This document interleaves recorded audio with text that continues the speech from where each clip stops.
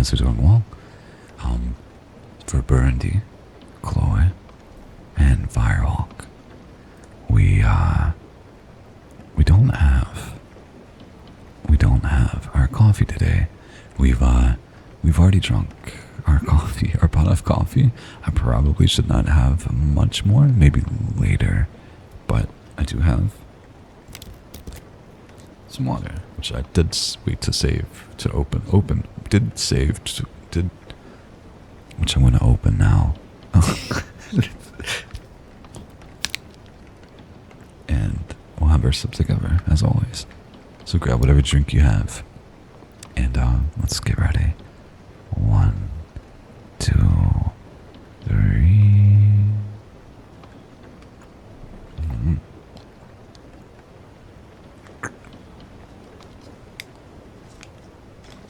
Yummy.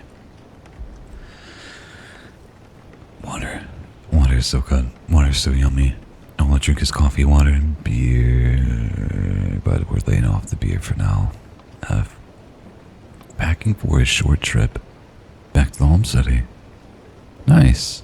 I haven't been back, like, to where I was born, or, like, any town I was raised in, I guess, in a long time, with the exception of, like, where I'm at now. It's where essentially is close enough to where I used to live. That's our exception, but I hope you have fun. I hope it's an enjoyable trip. For those of you that are care or that are excited about it, we have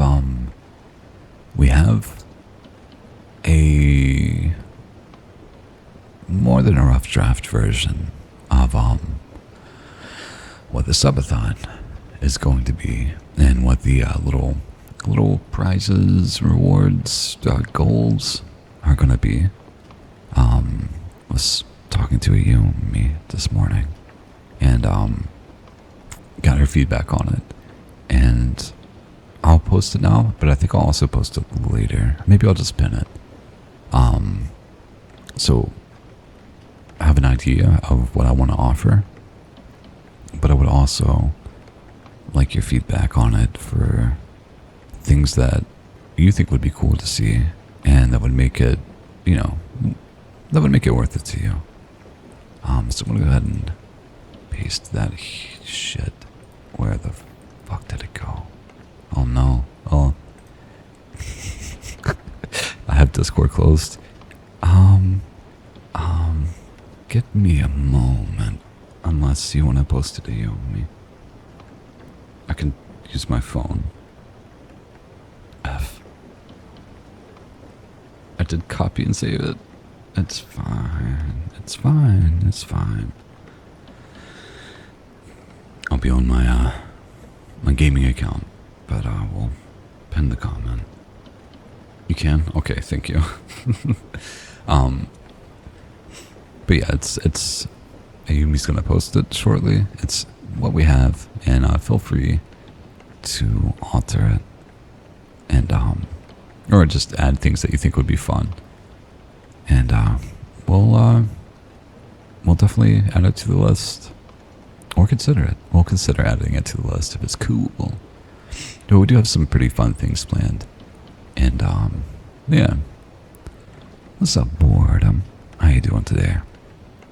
Also, while we're discussing business and such, the Thursday streams that I have with Sue Woo, if you were here yesterday, it was a little bit saucy, and that's something that I don't want to have too much on here.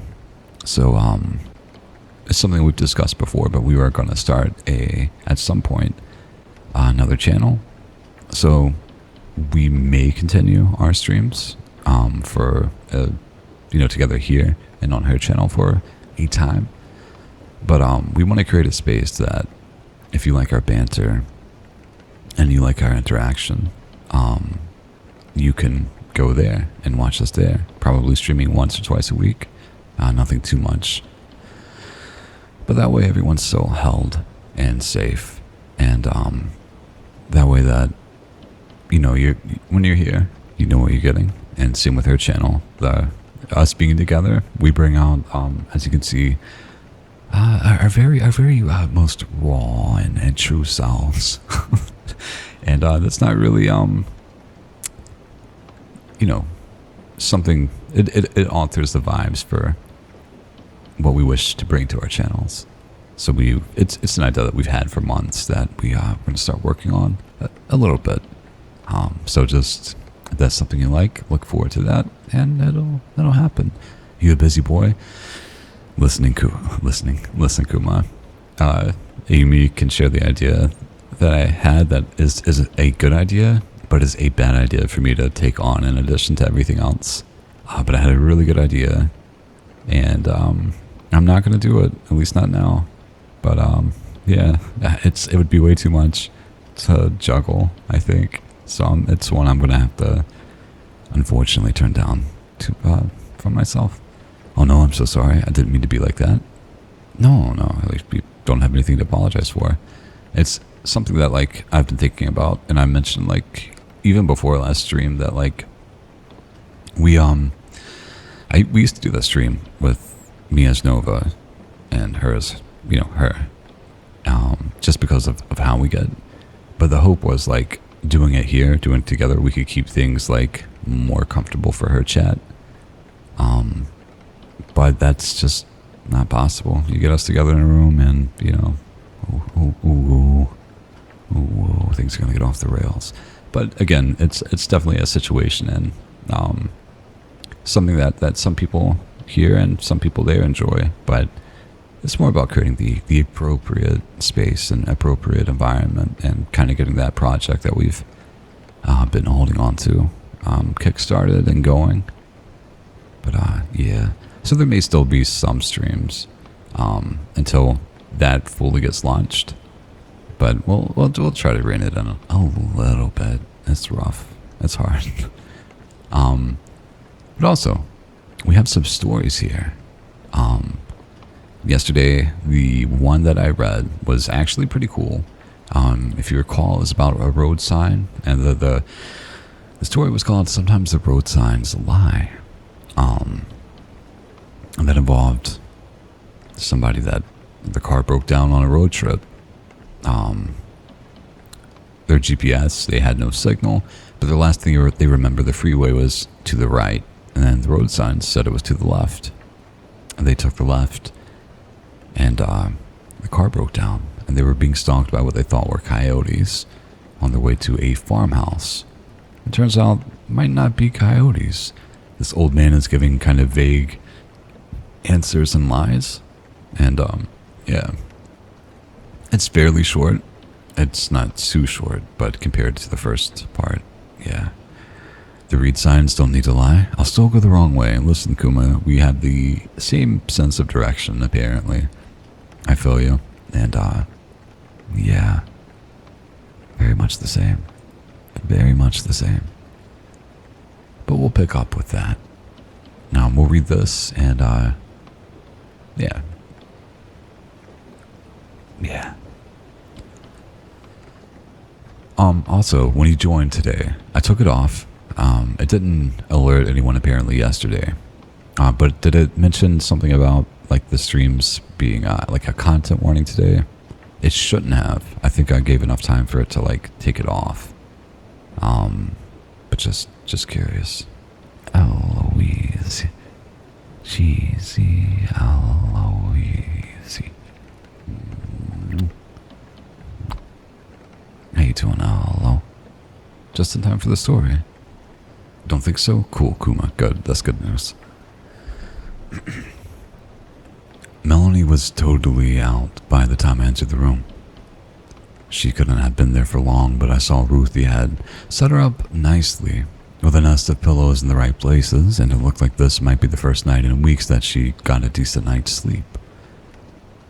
I undressed down to my boxers and slid into the bed next to my wife. I was exhausted, but sleep was nowhere to be found, so I lay there staring up at the ceiling, wondering about the decisions that had led us there. There had been a knot growing in the pit of my stomach ever since we had parked the car. and it had only tightened since we'd arrived at the farmhouse. Arthur and Ruthie were nice enough, but there was something they weren't telling us. Okay, enjoy your work, Eloise. I'm doing good, overall.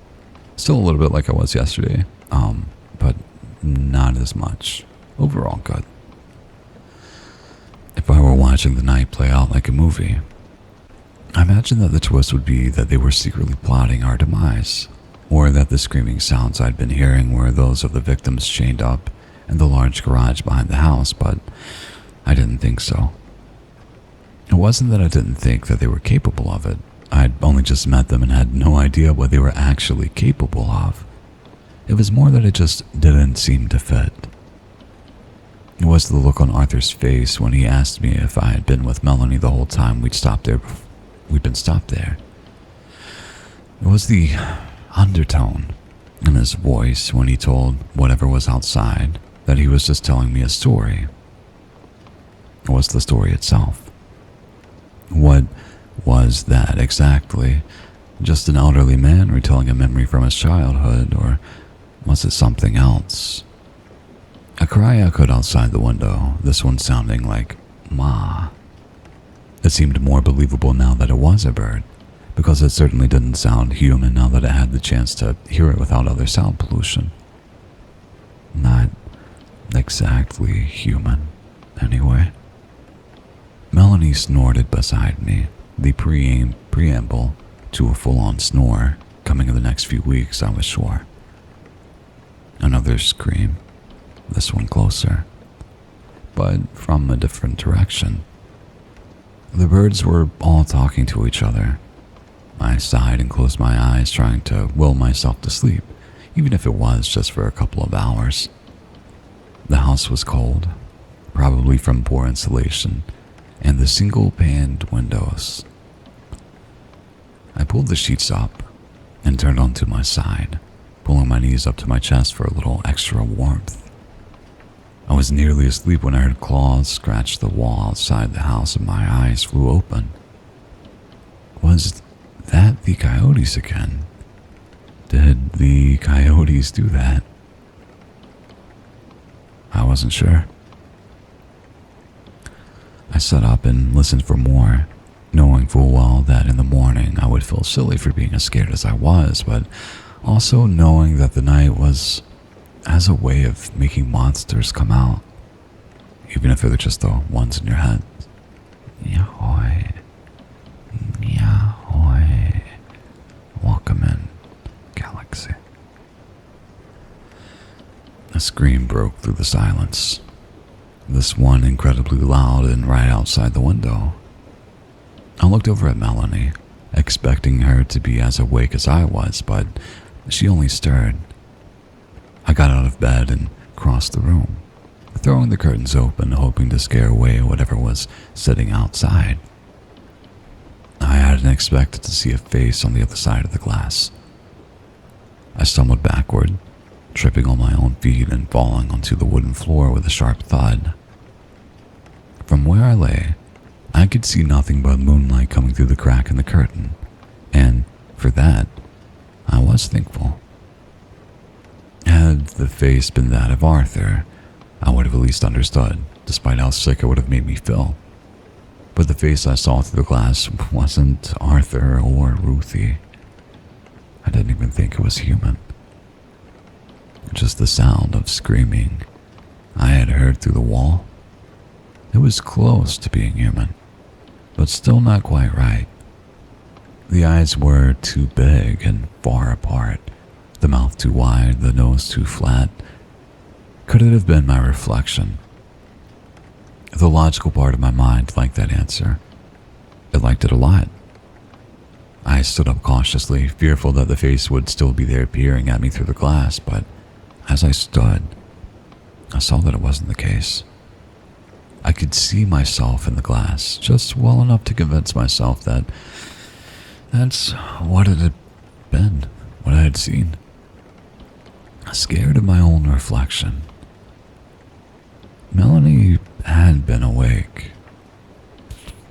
Had Melanie been awake, there's no way I could ever sit this one down, but despite the noises I had just made, she lay soundly asleep. I closed the curtains again, taking care to ensure that not a sliver of moonlight came through them, then lay back down next to my wife. I didn't sleep much that night. I don't think I would have regardless, given the intermittent screams and cries coming from just outside my bedroom window, but every time I closed my eyes, I could see the image of the face that was looking back at me through the glass. A circus funhouse image of human face, burned into my retinas like the flash of a camera lens. I must have fallen asleep at some point, because I opened my eyes to find rods of sunlight cast from the windows into the bedroom. Melanie was stirring, which meant soon she would be awake and in the bathroom. I checked my phone. Still no service, but it reported the time to be just before 6.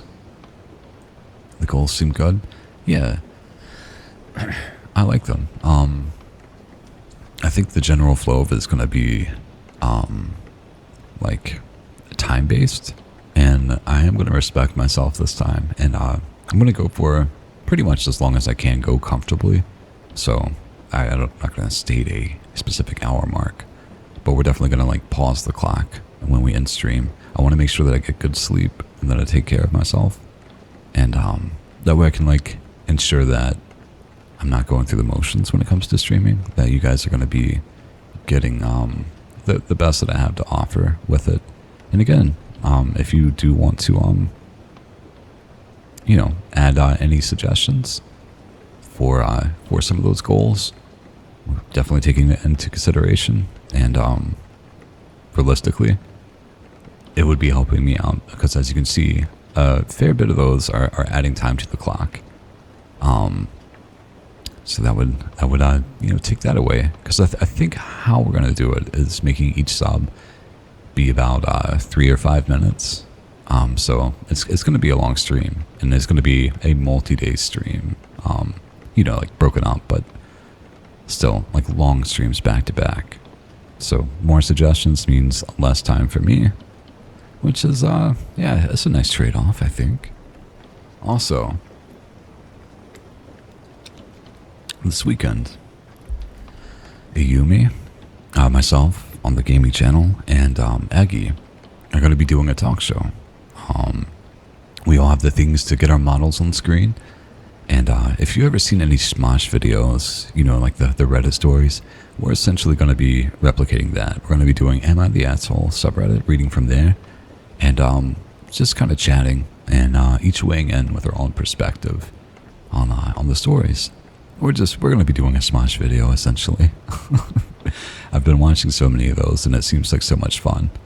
And in time, we will have other guests as well. It should be pretty fun. And yesterday we made a lovely little background for it with Ayumi's help. Thank you, Ayumi. If you ever doubt that how much of a hand Ayumi has in helping me, it's in things like this as well. It's the sub goals, and even things like backgrounds. Everything that you see here has been suggested and helped and found by Ayumi for the most part. She's great. And yeah, the part 20 of thinking Ayumi immensely. What's up, Sea Turtle? And also, what's up, Isla?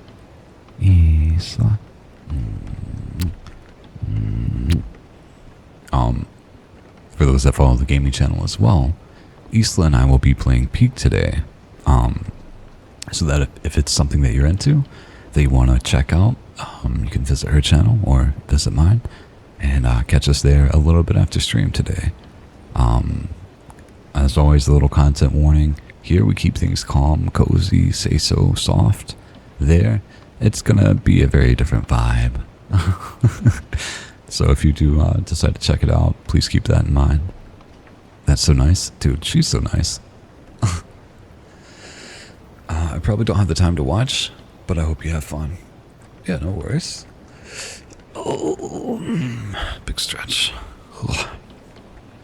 I don't those arty music ones, but some lullaby thing would fit the theme.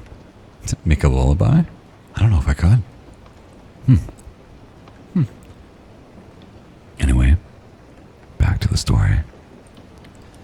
I got out of bed and got dressed, determined to get out of there as soon as Melanie was ready.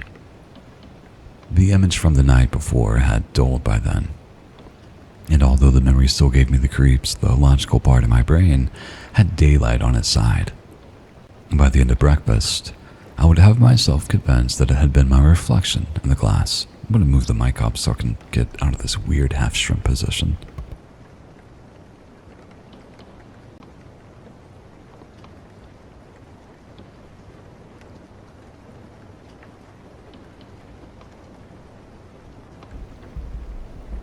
Okay. Alright. Oh no. Whoops, I guess I accidentally turned it down a little bit. There, that should be better. I got out of bed and got dressed, determined to get out of there as soon as Melanie was ready. And now I need to reset my model. Oh my god. Let's see. Yeah. There, should be better. Okay, the joys of VTubing. The joys of VTubing. I quietly opened the door and stepped outside of the bedroom. The scent of coffee wafted through the air, although I didn't hear anyone moving around the house just yet. I made my way to the kitchen, expecting to find either Arthur or Ruthie sitting down at the table, enjoying a mug, or at least a full pot of coffee with a timer that had gone off. Instead, I found 2 empty mugs of coffee and a half pot sitting on the burner. Fair boredom. I didn't have time to wonder where they had gotten off to, because I heard Ruthie's voice in the yard calling to Arthur. I peeked out of the window to see Arthur's truck backing up towards the large garage. Was it just the one? She called out to him, over the sound of the truck's engine.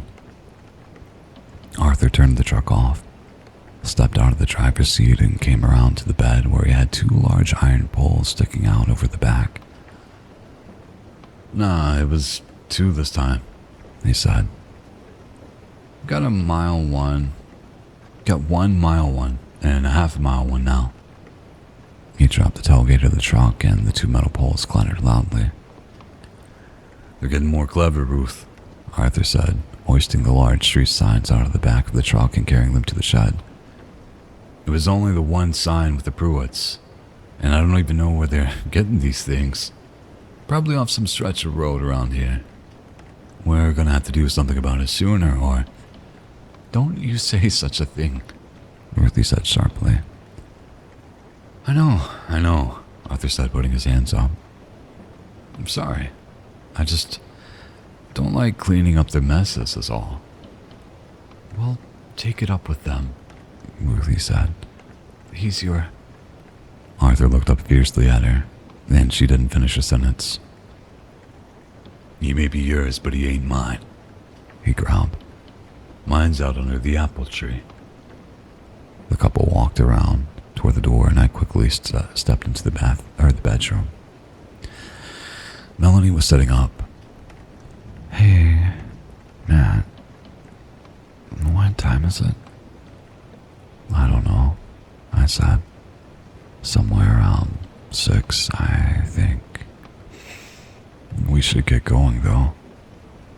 Melanie stretched. Yeah, she said through a wide yawn. That's probably a good idea. How'd you sleep? I slept great, I lied, knowing that the truth would surely cause questions that I'd rather not answer just then. Me too, she said, scratching the back of her head. Best night's sleep I've had since I got pregnant. Let me pee and I'll get dressed and we can go. I agreed, trying not to sound too eager with the rising sense of unease filling my gut. She got out of bed, donned a robe that I assumed Ruthie had given her the night before and padded her way to the guest bathroom across the hall. Arthur had gotten up earlier this morning to collect the street signs that we had seen the night before. That much was obvious. What wasn't so obvious was why. Who had put them there. The elderly couple returned from outside just as Mel was coming back from the bathroom. "Oh," Ruthie exclaimed. "I didn't think you two would be up for at least another hour or so. Let me get breakfast on." "That's all right," I said. "We should really be getting back to the road anyway." "I have coffee on already, so at least take a cup and go with a couple of blueberry muffins I made the night before." I opened my mouth to politely decline, but Mel beat me to it. "I don't think I can look at a blueberry right now," she said, followed by a dry heave. The woman nodded knowingly. "Just fine then. How about you?" I shook my head. "I'm not much of a breakfast person," I told her. "All right," Ruthie said, drawing the word out like she was talking to children. "But if you're leaving this house hungry, it's your own fault." She went into the kitchen, presumably to get her own breakfast started, and Melanie went back to the bedroom to collect her things, but Arthur lingered with me in the hallway. "Your wife get morning sickness a lot?" he asked after a silence that felt like an eternity, broken only by the sound of Ruthie's movements in the kitchen. "She did at first," I told him.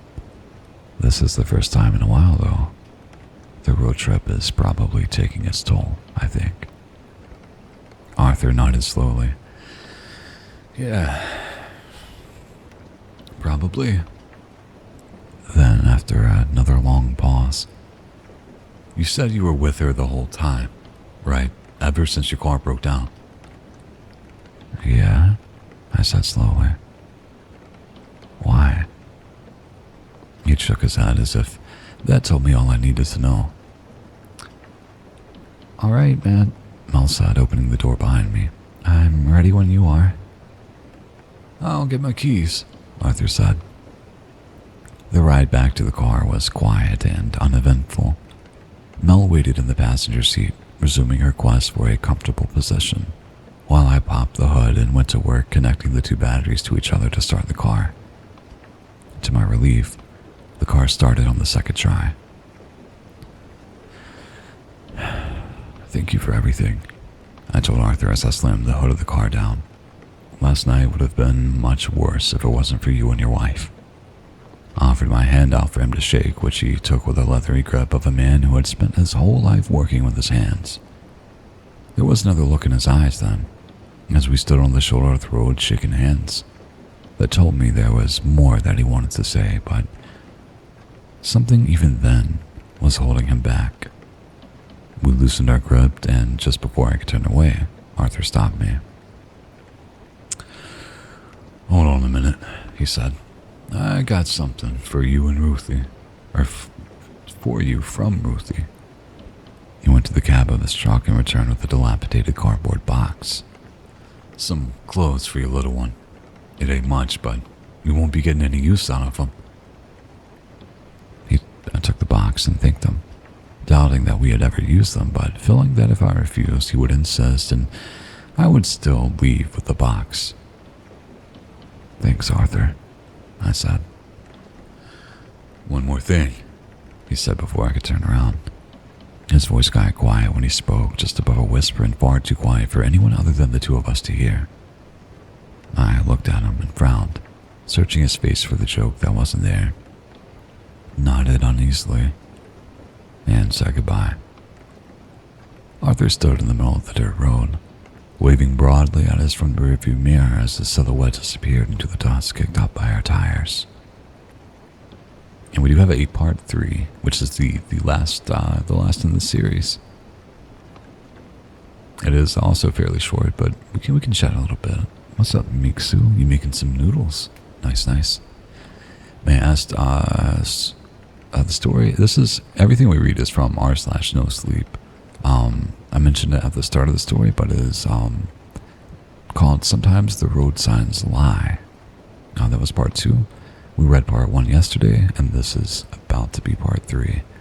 As you can again find it on Reddit, but Dover Hawk is the author. Very welcome, very welcome. Before I miss the chance while I'm at work, where do I find the game channel? I need to, I guess, start putting it in the somewhere in the About Me section on both of them. But I'll shout it out really quick. Shout out, boom, boom. Again, if you do choose to watch it, please know that the content is very different than what we offer here. It's an 18+ stream just because of the content. We'll leave it at that. Nothing too bad, but you know, I'm certainly not contained or hinged as I generally am here. Thank you for the stretch comb.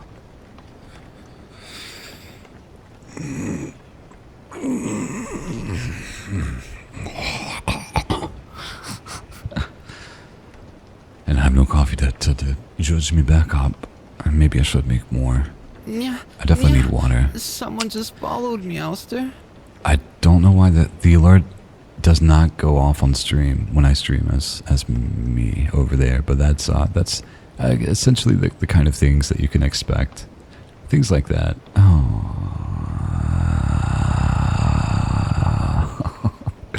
No, you're good. You're good. It's such a fickle alert. I need to change it from Stream Elements or Streamlabs to Stream Elements. I think maybe that would fix things. I don't know. It's also part of the reason that a very minor part, but part of the reason that I don't have alerts here, just in case there's things there. I don't know why it. It's fine. It's fine. I just laughed at the customer's face. Great. I'm so happy I could provide that.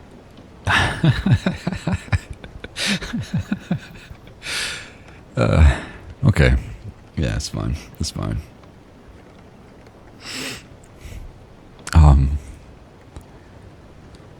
Yeah. Well, anyway, part 3 of Sometimes the Road Signs Lie. Isn't it, though? I never thought I'd return to Copper's farm, let alone so quickly. But circumstances change. And with them, expectations. It took me nearly a whole day to find the road signs had let us down. And by then it was dusk, and I returned back to my hotel so as to not be out after dark. Melanie stayed home this time. Her condition had gotten significantly worse since our road trip, and she had been prescribed bed rest by the OBGYN, among other things, until she was ready to deliver. Her mother hadn't been this happy with me flying out to, or her mother hadn't been happy with me flying out to New Mexico. Okay, Yumi. Even with the lie I told her about it being a road or a work trip.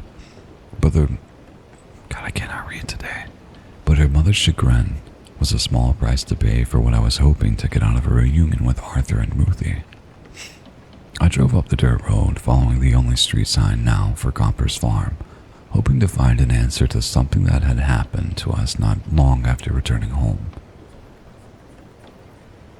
I parked my car next to Arthur's pickup truck and stepped out. I waited for a moment, wondering if I would hear the sound of birds carrying human-like screams along the air. To my relief, I heard nothing at all. I walked around to the front of the house, prepared to knock as I had mere weeks before, but found that I didn't need to. The door to the farmhouse was open. Dirt coated the entrance floor, suggesting that it had been open for a while. Cautiously, remembering the face I had seen in the window but feeling the bravery given to me by daylight, I called out into the house. Perpetual evidence of me ruining Tofu's ASMR? It's not ruined. It's an Easter egg. Yeah.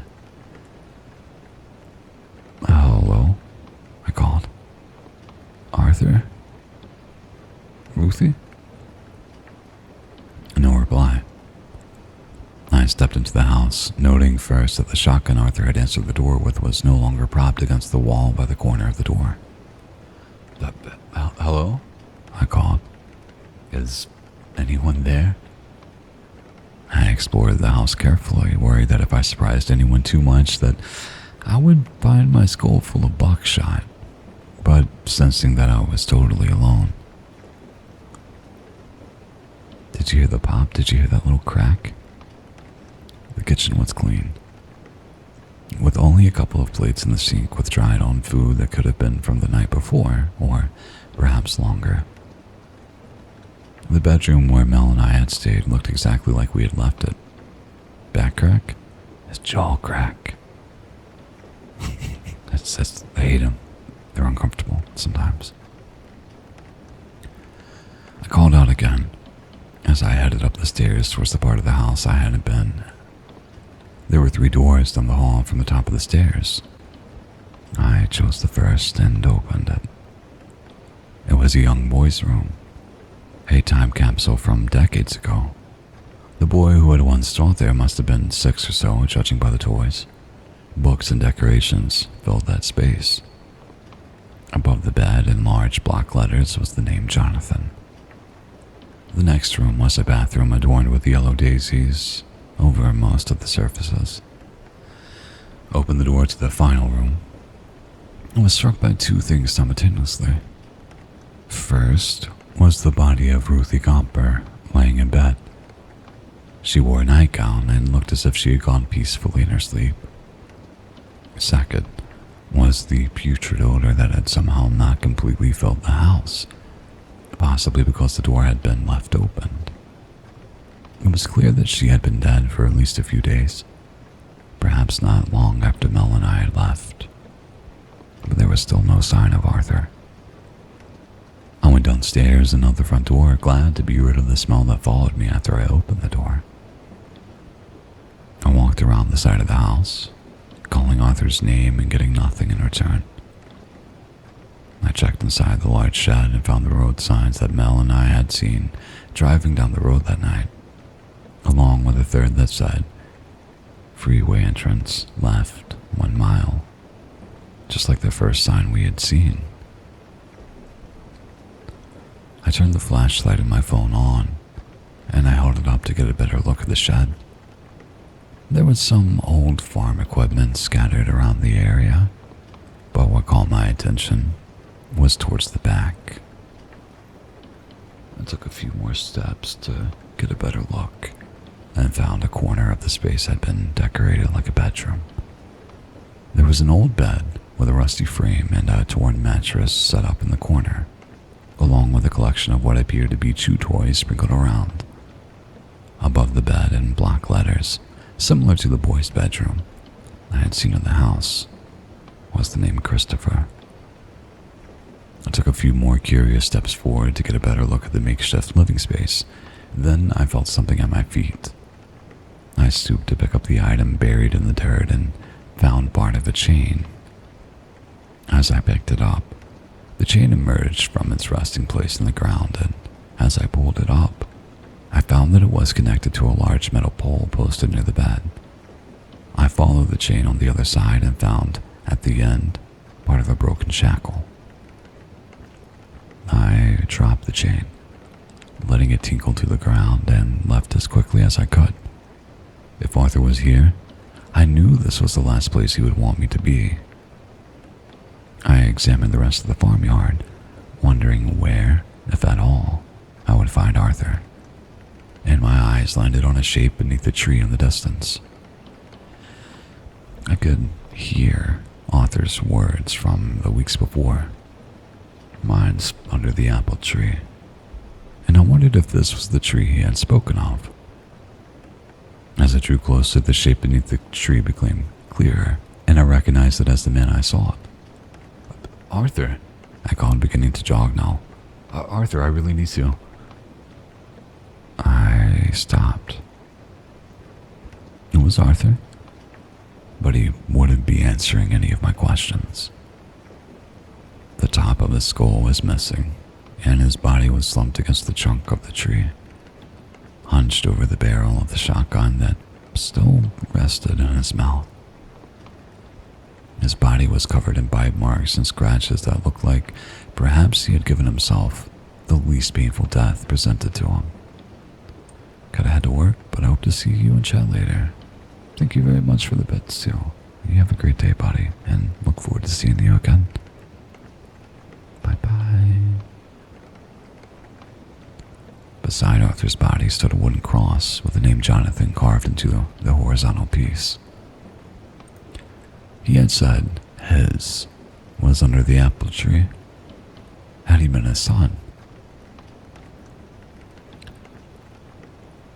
Which begged the question I had come with now seemed wouldn't be answered. What happened to the other boy? A piece of paper stuck out between Arthur's fingertips.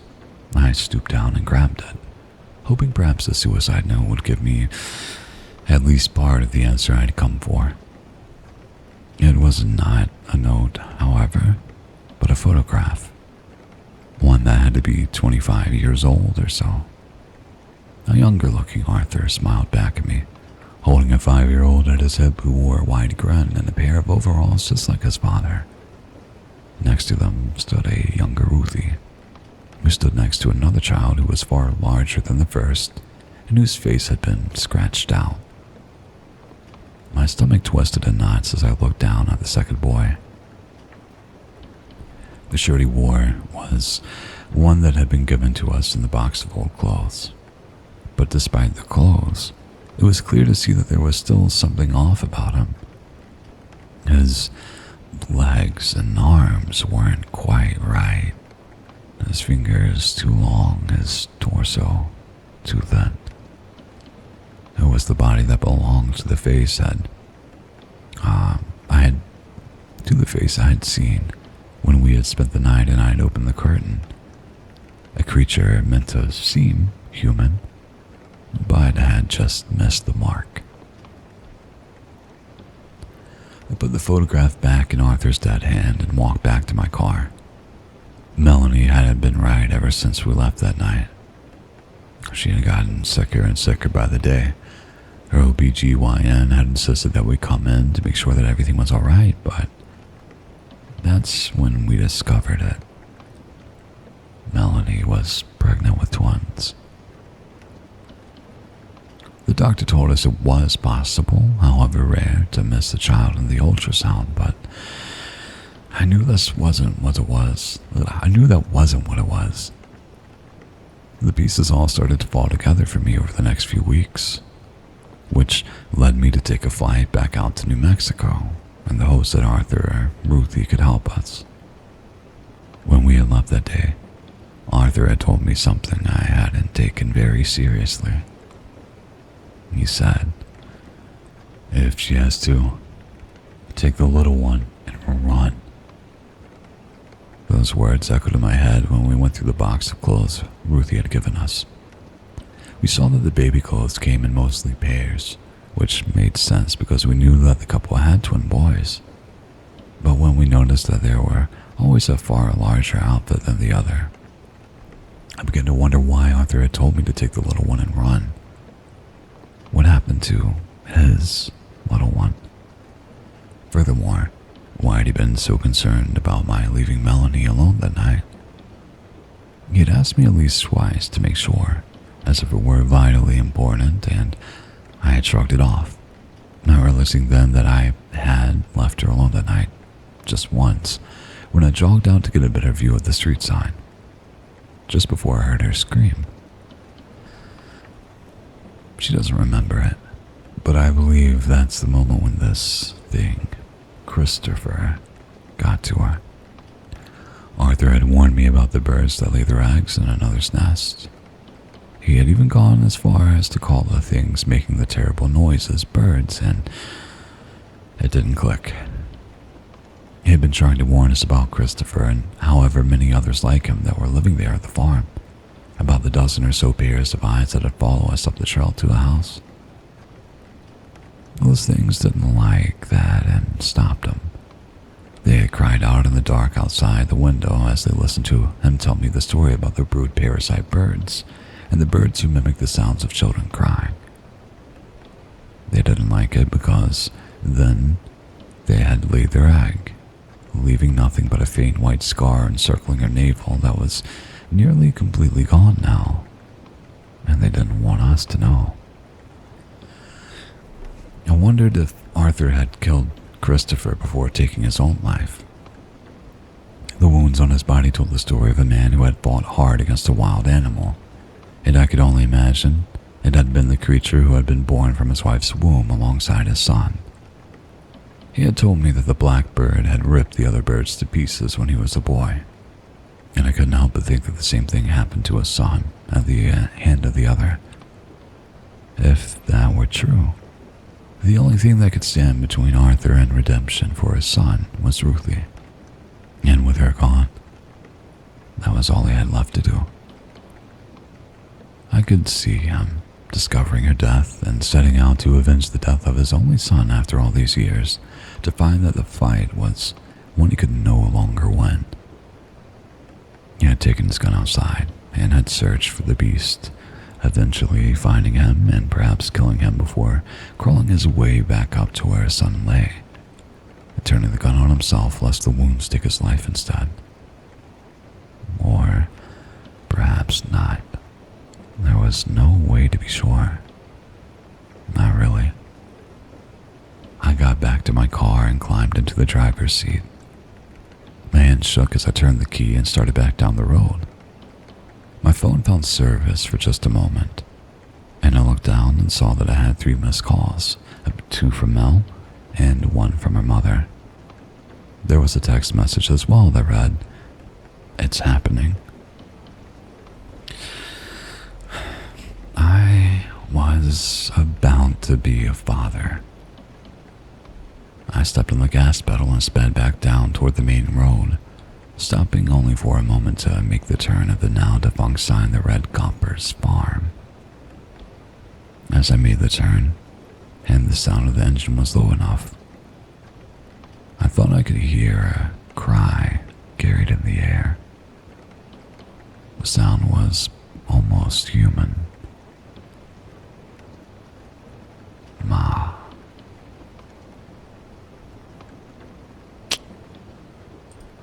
There we go. That was a pretty good story overall. It was a nice little concept. I'd like to believe that the author had like just learned of that kind of bird, and yeah, that it inspired a creative writing story. You know, that seems like a cool theory.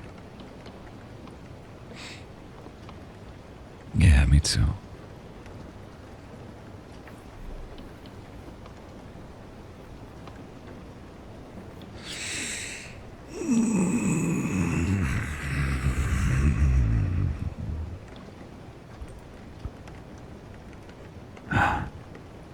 Eepy.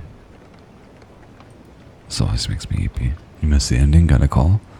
Noise. Pretty much he's gonna have one kid that's his, and one kid that's like some monstrous beast. Ooh. Ooh. And yeah, there's no resolution besides that though. Yeah. I hope this doesn't become too annoying, and I'll try not to beat it over the head. This is the only stream where I'm gonna do this. But if you haven't seen it, take a look at the pinned comment. That's what we have for subathon. We have we're definitely down to entertain any ideas for things that you would like to see. So please feel free to suggest things that you'd like. And we may edit. We being Ayumi and I. She'd be my partner in crime for this channel.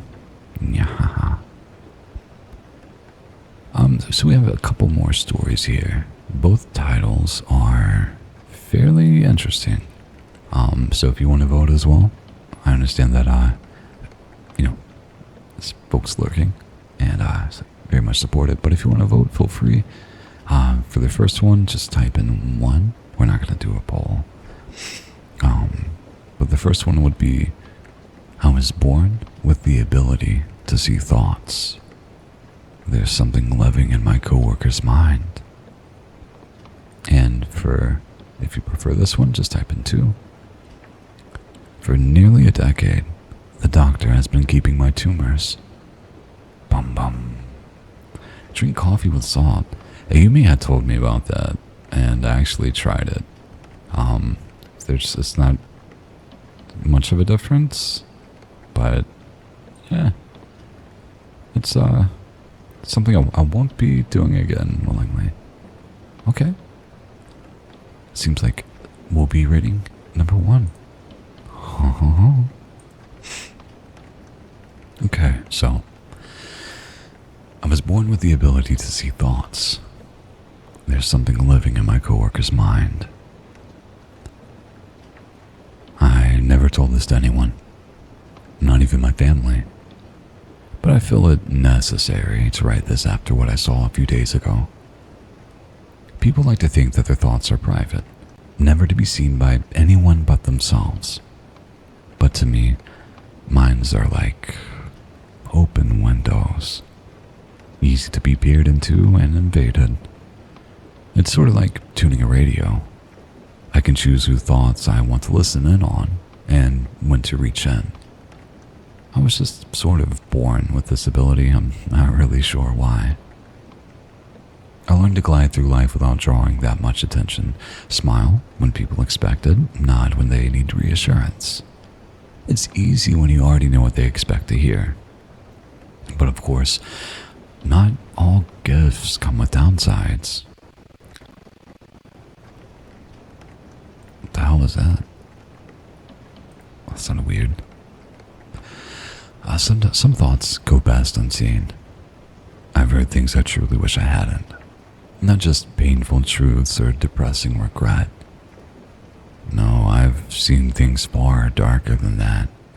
The most sick and twisted of sexual fantasies, the burning sadistic desire to kill and inflict suffering, festering, writhing hatred for all of humanity. You'd be surprised what some people hide behind a calm exterior.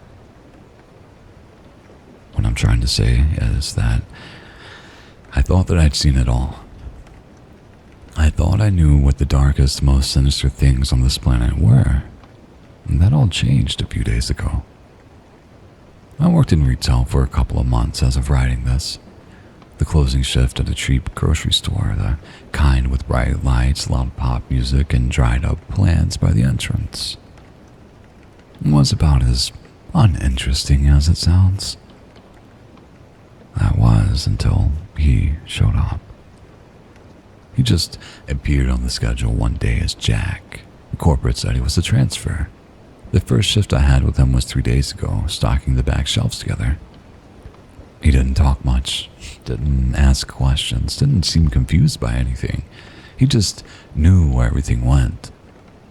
That was the first red flag. And the second was the silence. No matter how meditative someone is, nobody can truly stop thinking. The human mind simply doesn't work that way. Even when you're sleeping, your brain is still creating thoughts. Minds can be quiet, sure, but they can never be silent. Jack's was dead silent. His mind was like a black hole, almost suffocatingly quiet. No thoughts, no feelings, not the slightest beep. Just a cold, empty pit where a person should have been.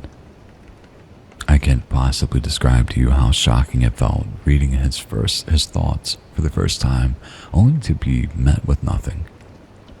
It was just so unnatural, so impossible. It felt like my entire perception of the universe has been thrown away.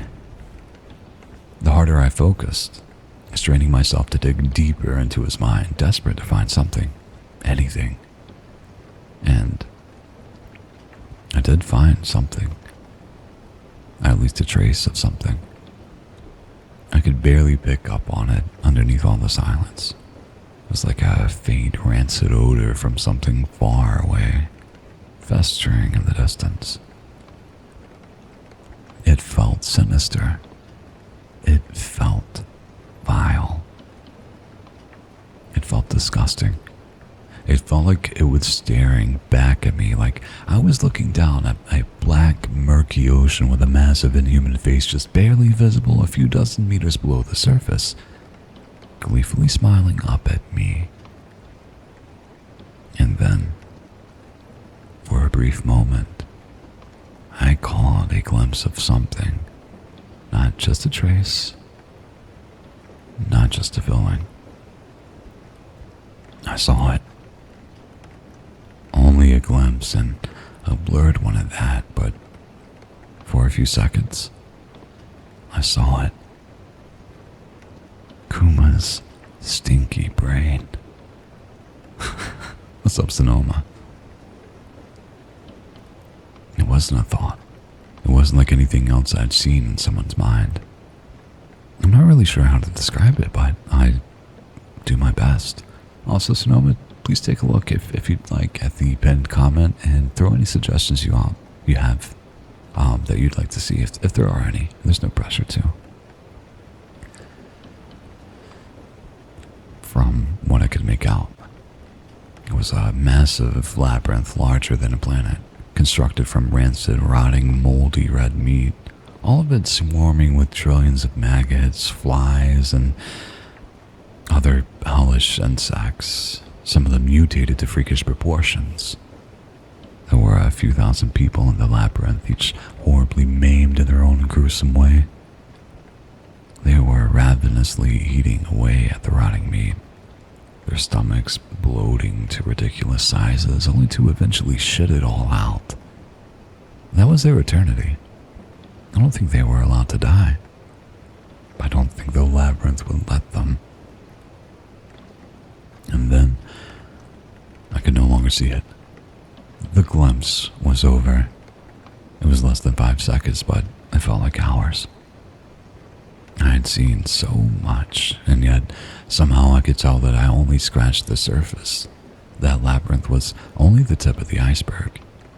And if I kept digging deeper, I would find things far, far worse. I remember standing there for several minutes, completely paralyzed, sweat coating me from head to toe. I don't think I've ever been more scared in my life. Yes, Sonoma, it is. It is. I felt like my mind was unraveling.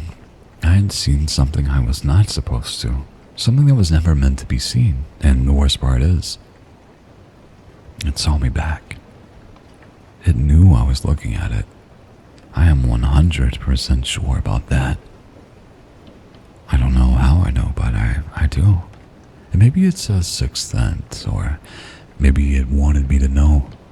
It doesn't really matter. All that matters is that it saw me. Jack didn't pay any attention to me. He was still silently stocking the shelves, acting like I wasn't even there, a blank expression on his face. He wasn't human. There wasn't even a debate. No. It was just wearing a lifeless human body, like a cheap disguise. I ran out of the building as fast as I could, making sure I got as far away as possible before calling my boss. I told him I had a family emergency, that I probably wouldn't be able to come to work for a few days. He was a reasonable guy, so he understood. It's been 3 days since then, and I cannot stop thinking about it. What I saw, that labyrinth, the people inside it, the details are still burned into my mind, and I don't think I will ever be able to rid myself of them. My hands won't stop shaking. I can feel my sanity slowly slipping away. But what scares me the most is that what I saw wasn't the worst of it. The labyrinth was just the thing on the surface, the thing I saw first. I could tell there was more. A lot more. The rabbit hole went far, far deeper down. And now, I can't shake the horrible feeling of being watched. I don't know what to do, and I don't think there's much I can do. I caught a glimpse of something I wasn't supposed to see, and now I'm gonna be punished. There are fates worse than death in this world. I can only pray I am not met with one. I liked it. That was neat. I hope I doubt it, but I hope there's gonna be a continuation on it. It seems like it would be pretty cool. I want to know more about it. I want to know if it goes deeper. I want to know how deep it goes. I don't really care about the repercussions of the character, but yeah. All those questions answered.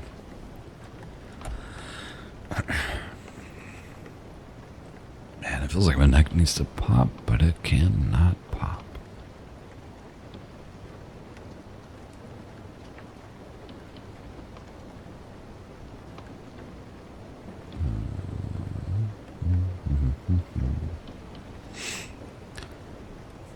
So we have this one that we can read, but I think I am going to see if I can find some more.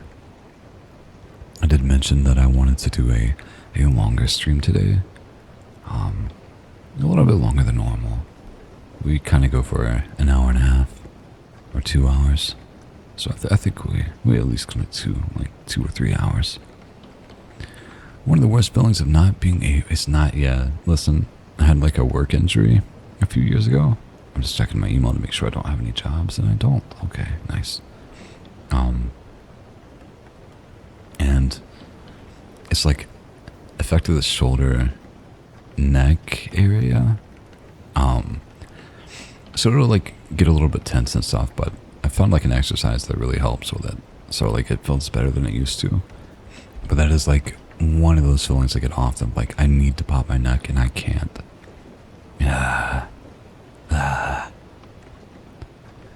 You were serious about the Snickles being a sub-goal reward. Yumi pushed forward endlessly and seriously, so it's there.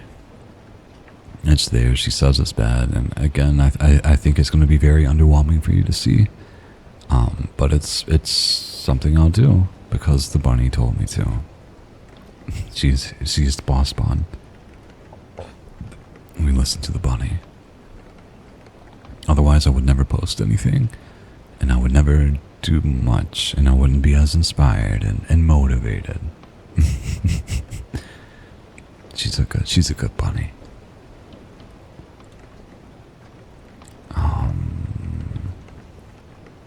It's kind of an interesting title. We'll keep it just in case we don't find anything better. What kind of exercise is it? Also had a neck injury a while back and it gets stiff every now and then.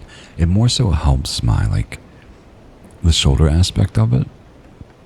Because, like, I guess they're kind of connected, you know, a little bit, I guess. But just like a mace bell is the tool I use. And I just do, like, 360s and 180s and, like, just the different exercises you can do with the mace bell. It's a gimmicky piece of equipment. And, I don't know. It makes exercising fun. Like, I'll lift weights a little bit, but I don't like to. I don't like. I'll get into it, you know, once I'm doing it. But it's just like one of those things of like, I could realistically do this for a little bit, but I don't want to. But with that little piece of exercise equipment, it just like, it's fun. It's essentially like just a kettlebell exercise, like kettlebell on a stick is kind of what it is. You're essentially just doing halos with it. It's fun. It's neat. It gets your like works like, you know, focuses mainly, I guess, your forearms and shoulders and back. It traps and stuff. So it's neat for that. But technically, and I guess it's depending on what you do, it kind of hits like a little bit of your chest and your core and stuff like that. Yeah. It's cool. I'll have to try that. They're fairly cheap. I will say it's like, if you're used to lifting weights, it hits a little bit different than what you're used to. It's like a very momentum based type of thing where you have to like make sure that you're relaxed and tensing up at like the right times and stuff. So if you do get one, like 10 pounds is a pretty good starting point for the length, but they also have like more, like the one that I use inside is like 7.5, just because I don't want to like risk bashing something, like breaking my TV or like, I don't know, hitting the ceiling, even though that's probably not a realistic worry. I'm just so worried I'm going to smack something with it. But yeah. Also, what's up, Punky? How you doing?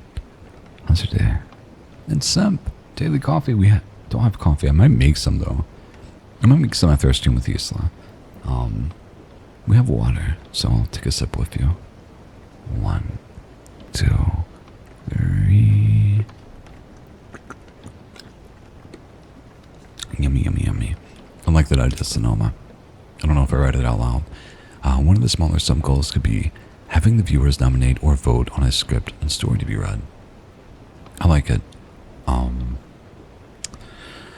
Let me get on my phone really quick. I have a little locker. And that's where I keep these things. So, let me put that. Also, big thank you to Eloise for that. She made a lovely surfer filled with plenty of great things. So let me write this down. Let's see. Vote on a script / story to be read. I like it. Thank you very much. Thank you very much for that suggestion. I'm always afraid that I will break the gym mirror with that. Yeah, fair. Yeah. Thankfully, I don't know. It is just a worry because you're swinging around a heavy ball on the end of a stick, pretty much. But yeah, I feel you. If I went to a gym, I think that would also be a worry. I'm waiting for the fur ball. Listen, I think it's going to happen.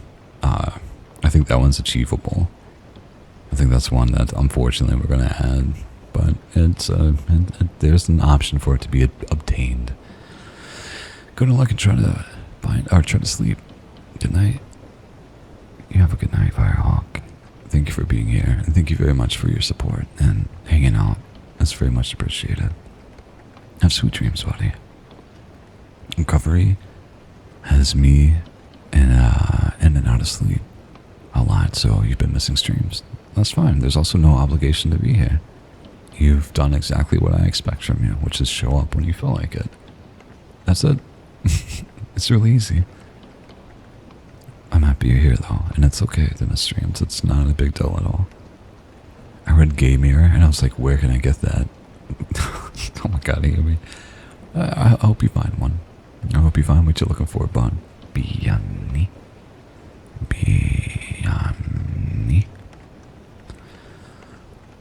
Sorry, I didn't catch which one it was.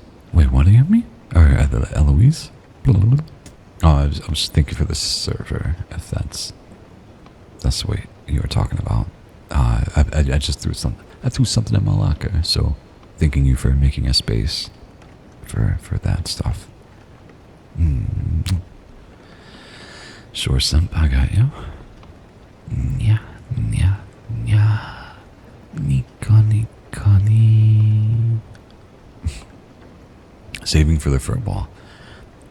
It's not going to be too expensive. I think it's going to be like probably realistically like 500 at most, I imagine. But I think I will like limit it to like 1 or 2 per stream, just so it's not going to be something that's going to, detract from things too much. To be fair, I just need to look into a mirror and I see one. But you're not a gay mirror, are you, Yumi? You're a person.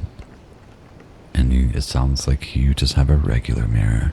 So, F. F. F. Get good. You can be whatever I want.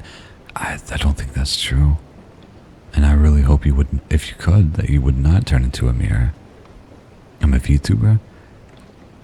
Also a fair point. F. F me. Next model ideas. Just a Yumi in a... It's like the same model. It's just a mirror surrounding her. That's it. I don't remember.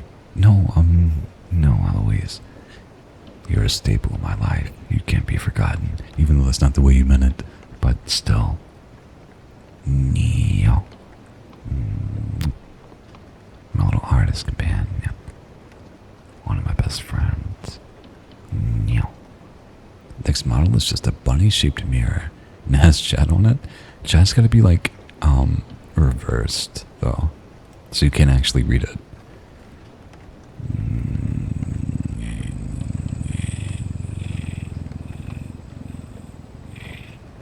Thank you, Eloise, for that, Pat.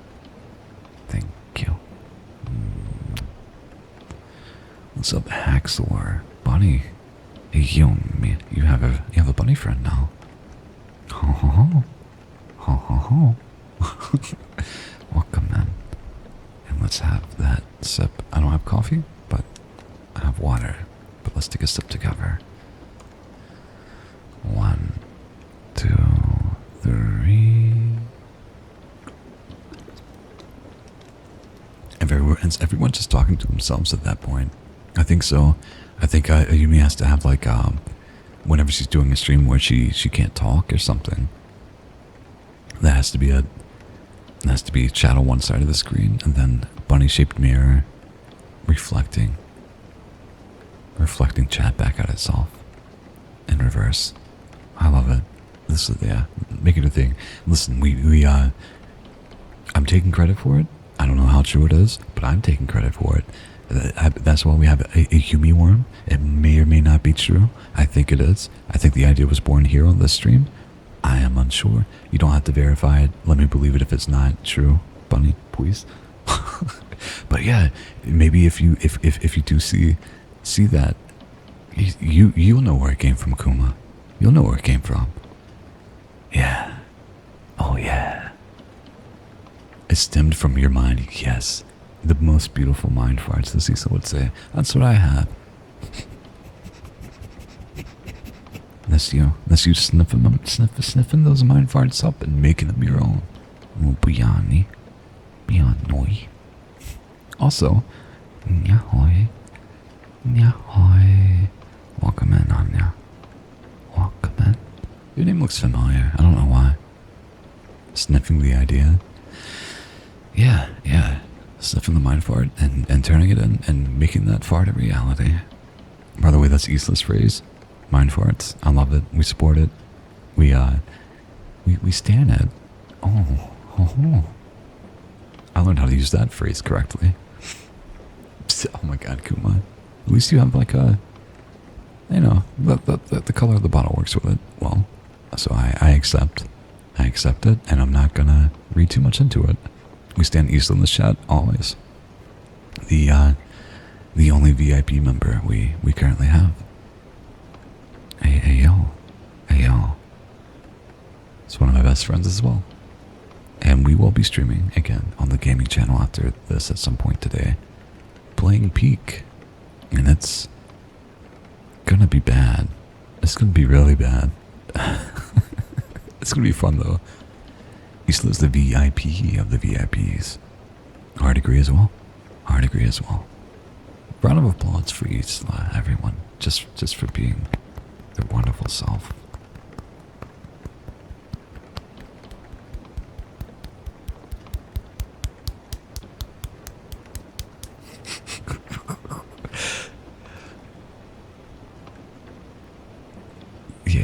Pochi piani.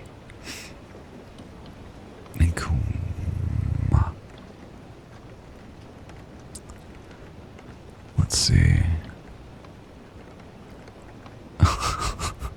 This is such a silly... Yeah, okay, you call what I was doing. That's great.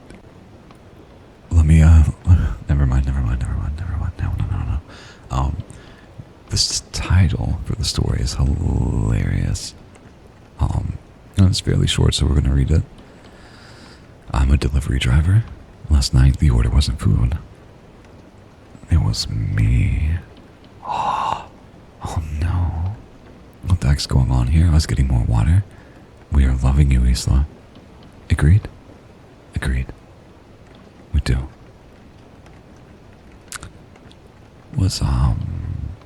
Or just asking, is there an age requirement to be here? I didn't see anything in the rules, but I wanted to clarify. The only time that there's an age requirement is when there's, like yesterday's stream, where we did put a, one of the Twitch things.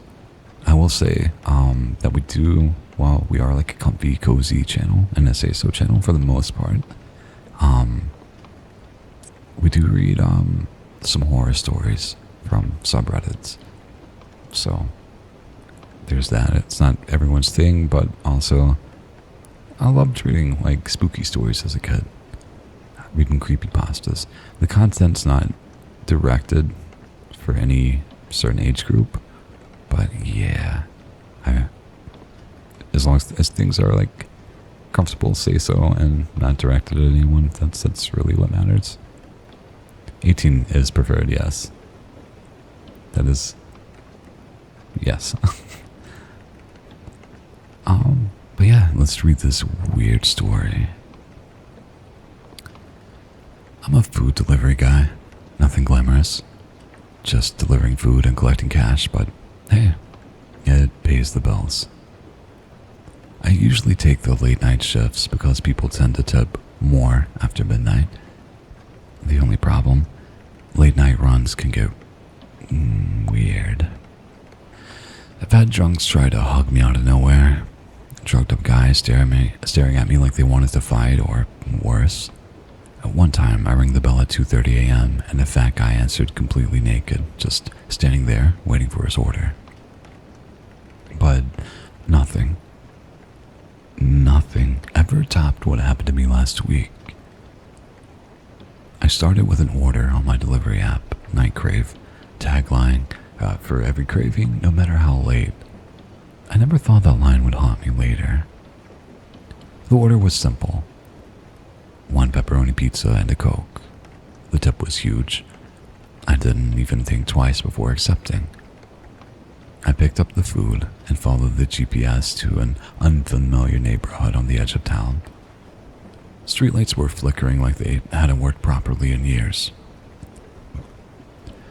The air is colder than normal, almost biting. Everything in me told me not to go there, but then my phone buzzed. Another tip added. That was enough for me to keep going. The house looked wrong. 2 stories tall, porch sagging, completely dark, no lights, no glow from the inside. I rang the bell. Nothing. Ring again. Still nothing. Finally, I knocked and said, "Excuse me, I'm from Night Crave with your order." After 10 minutes of silence, my phone buzzed. A message from the customer. "Leave my food by the door." I thought it was weird, but hey, people are antisocial.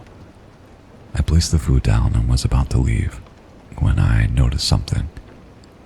The house wasn't just dark. It was burnt. Charred wood. Blackened walls, like it had caught fire years ago. My stomach nodded. That's when another message came in. "Wait, I want my food in my hands. Hand it to me." The front door creaked open slightly, and against my better judgment, I picked up the bag and stepped closer. A foul, burnt smell hit me face. Hello? I called. At first, silence, then movement in the shadows. A hand slid into view, thin, pale, fingers like broken twigs. Before I could react, the hand shot out and grabbed my wrists.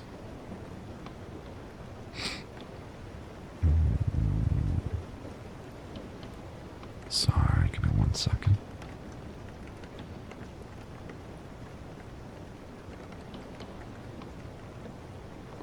Okay.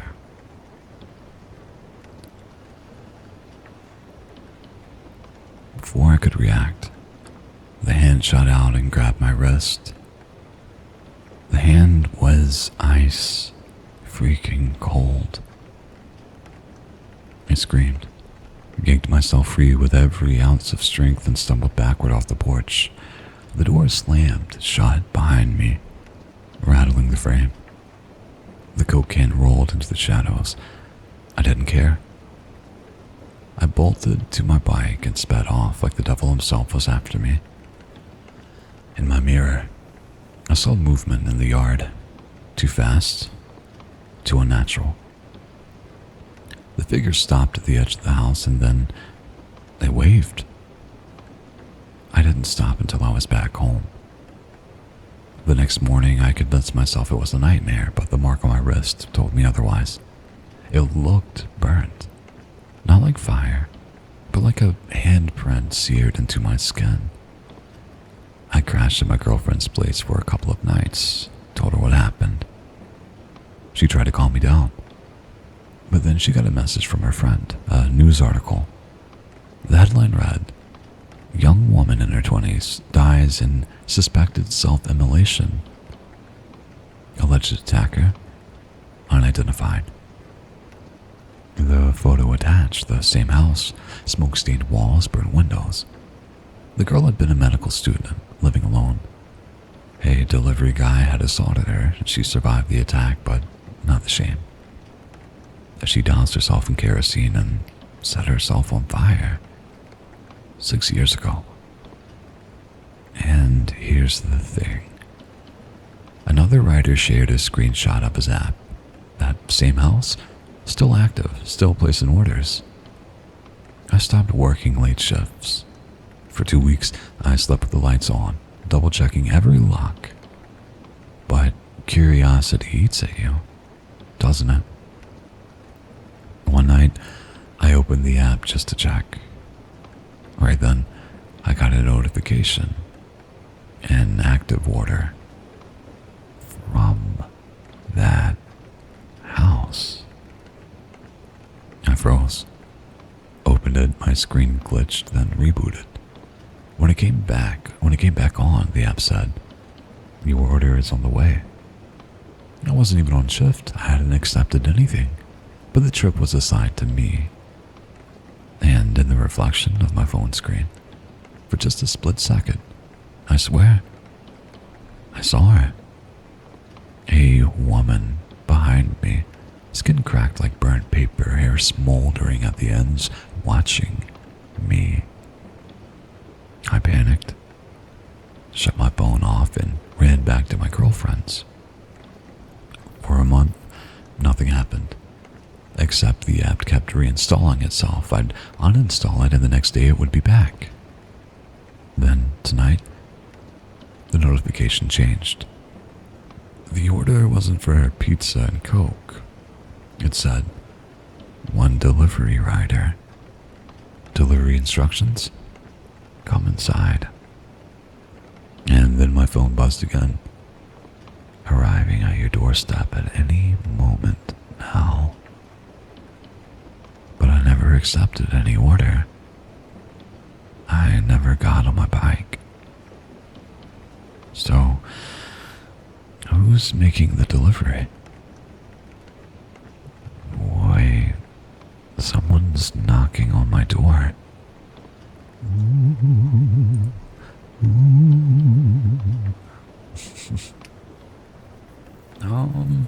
For the subathon is the number before the reward. Wait, is the number before the rewards number of subs or dollars?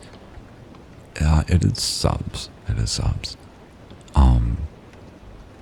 Yeah, I think if I can figure it out, if I can, thankfully I do have Bonnie with me, thankfully. But if I can essentially get it to, track like bits and any like Ko-Fi donations, I think that's just gonna affect the amount, like the length of the stream. So again, we're not gonna do like one long stream, because I want to both respect myself and protect my laptop from like overheating, especially if we're gonna be doing games and having the model active the whole time. Like just this has it has that fan running. So yeah, I want to do probably like the intention is to have some pretty long streams, but also make sure that I have time to like eat and sleep and take care of myself and stuff. But I imagine like any bits or anything except for subs, it's just gonna increase the clock. We're still figuring out some things, but after this stream, I think we're gonna work on something. Yumi has already crafted a beautiful little thing on which I can put where we end up with the sub goals and stuff. So yeah. Have a good night, Anya, and thank you for the bet. No worries. Just keep in mind that the majority on the stream are adults, and even if the theme is cozy, the topics can be mature. Yes, that is very true. Thank you, Bonnie. Let's see. Like you don't have to donate 90 subs to get that goal. The subs add up one by one, and the goals are reached with team effort. Yes, yeah, that as well. Ooh, it's a ghost. Yes. Exactly right, Zump. Exactly right. Also, Anya and Captain, let's have that sip together. 1, 2, 3. Also, is that a space fish? Oh no, it's peachy. It looks like space fish. Okay, now when you blow it up, the hair is similar. That's neat. I like it. That's cool, Mo. And Suwoo. My little Suwoo.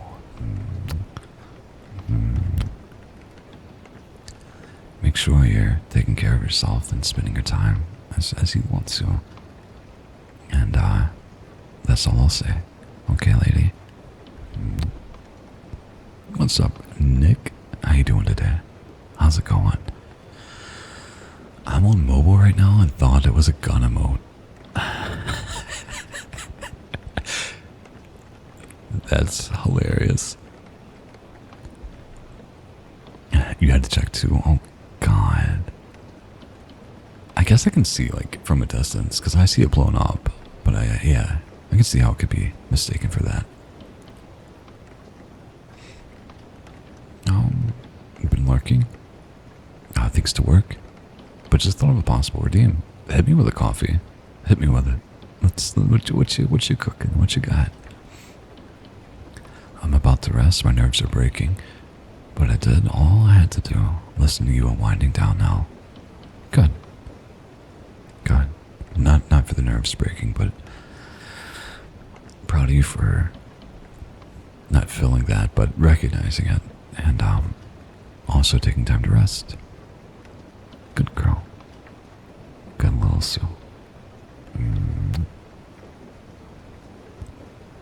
I mean, I had to check if it was space fish. Oh, fair, yes. I got a gun. Of course you do. When Sim doesn't have a gun, that's what makes Sims so dangerous. American Sims in particular. You got a pillow? I don't know if I might have already said that, but noise. I got nuggies. F. Another simple ASMR trigger called serving a cup. Just boring water sounds.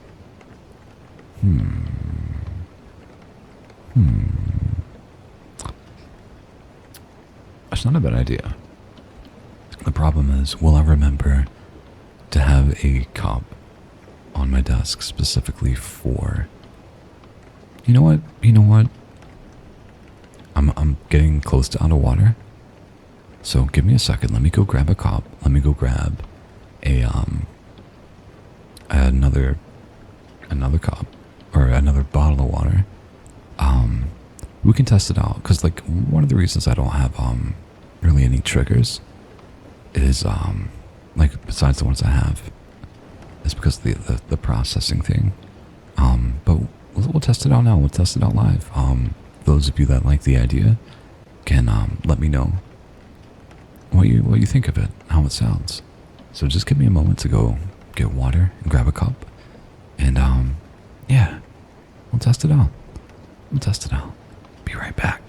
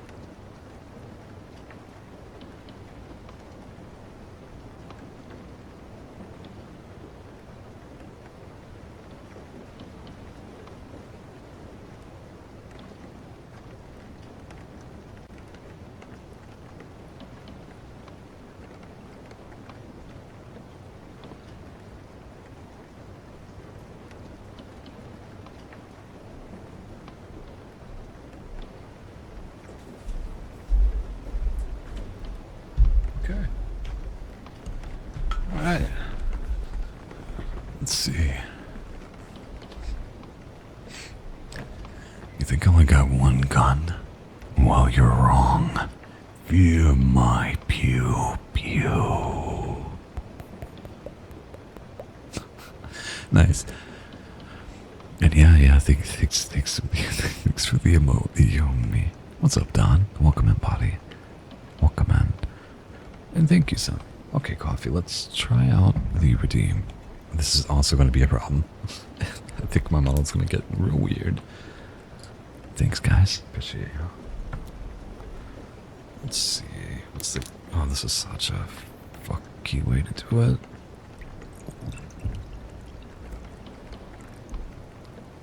Could it be heard at all?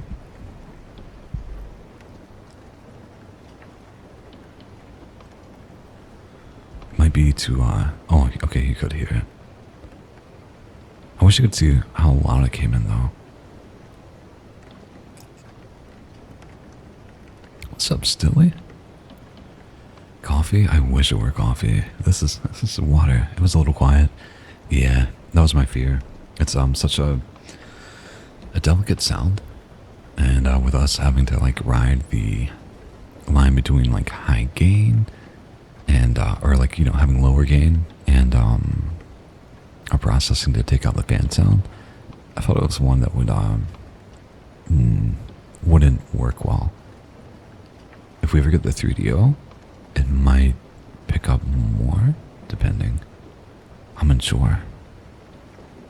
So I've been thinking about like how I could set things up. I had the idea the other day to bring back and rework a stream. What if you board it higher? I don't know. Because where I have my mic adjusted is like right in front of my mouth.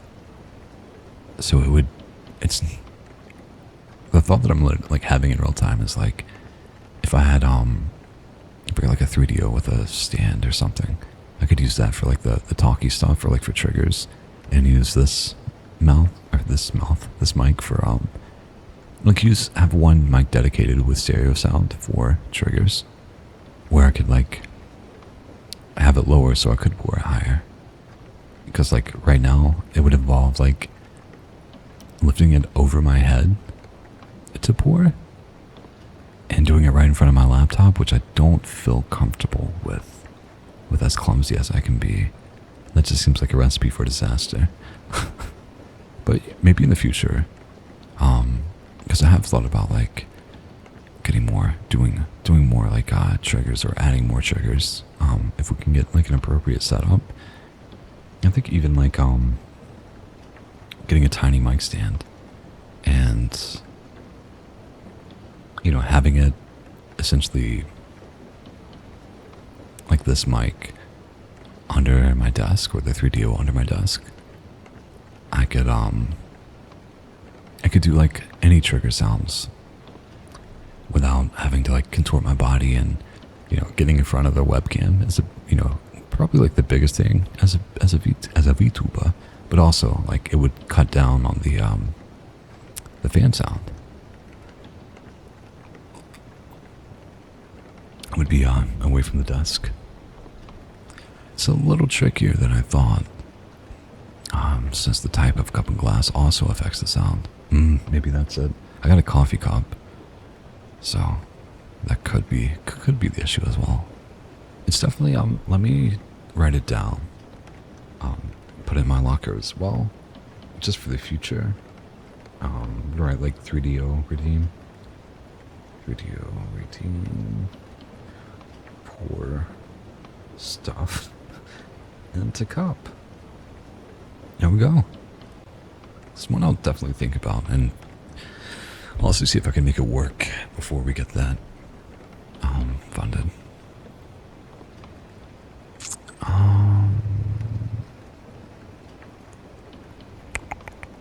You could get a bag of coffee beans and squish it. That sounds nice. Actually, I have a bag of.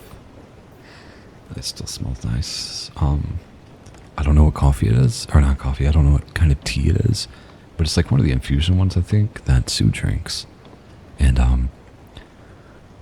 this is probably the only time I'm going to admit it, but I have a very mildly like a little shrine to Sue, in a way. That sounds creepy, and it is. But one of the things that's there is like some of the tea that she had, that she gave for us. So I made sure to bag a little bit of it up. Not drunk, not used, not creepy in that way. But we can test that out too. But I think it's going to be one of those sounds that are going to be subtle, and it's not going to work.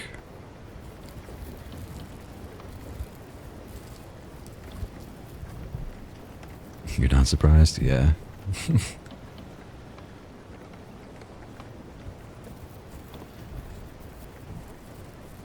Yeah, it's not really picking it up.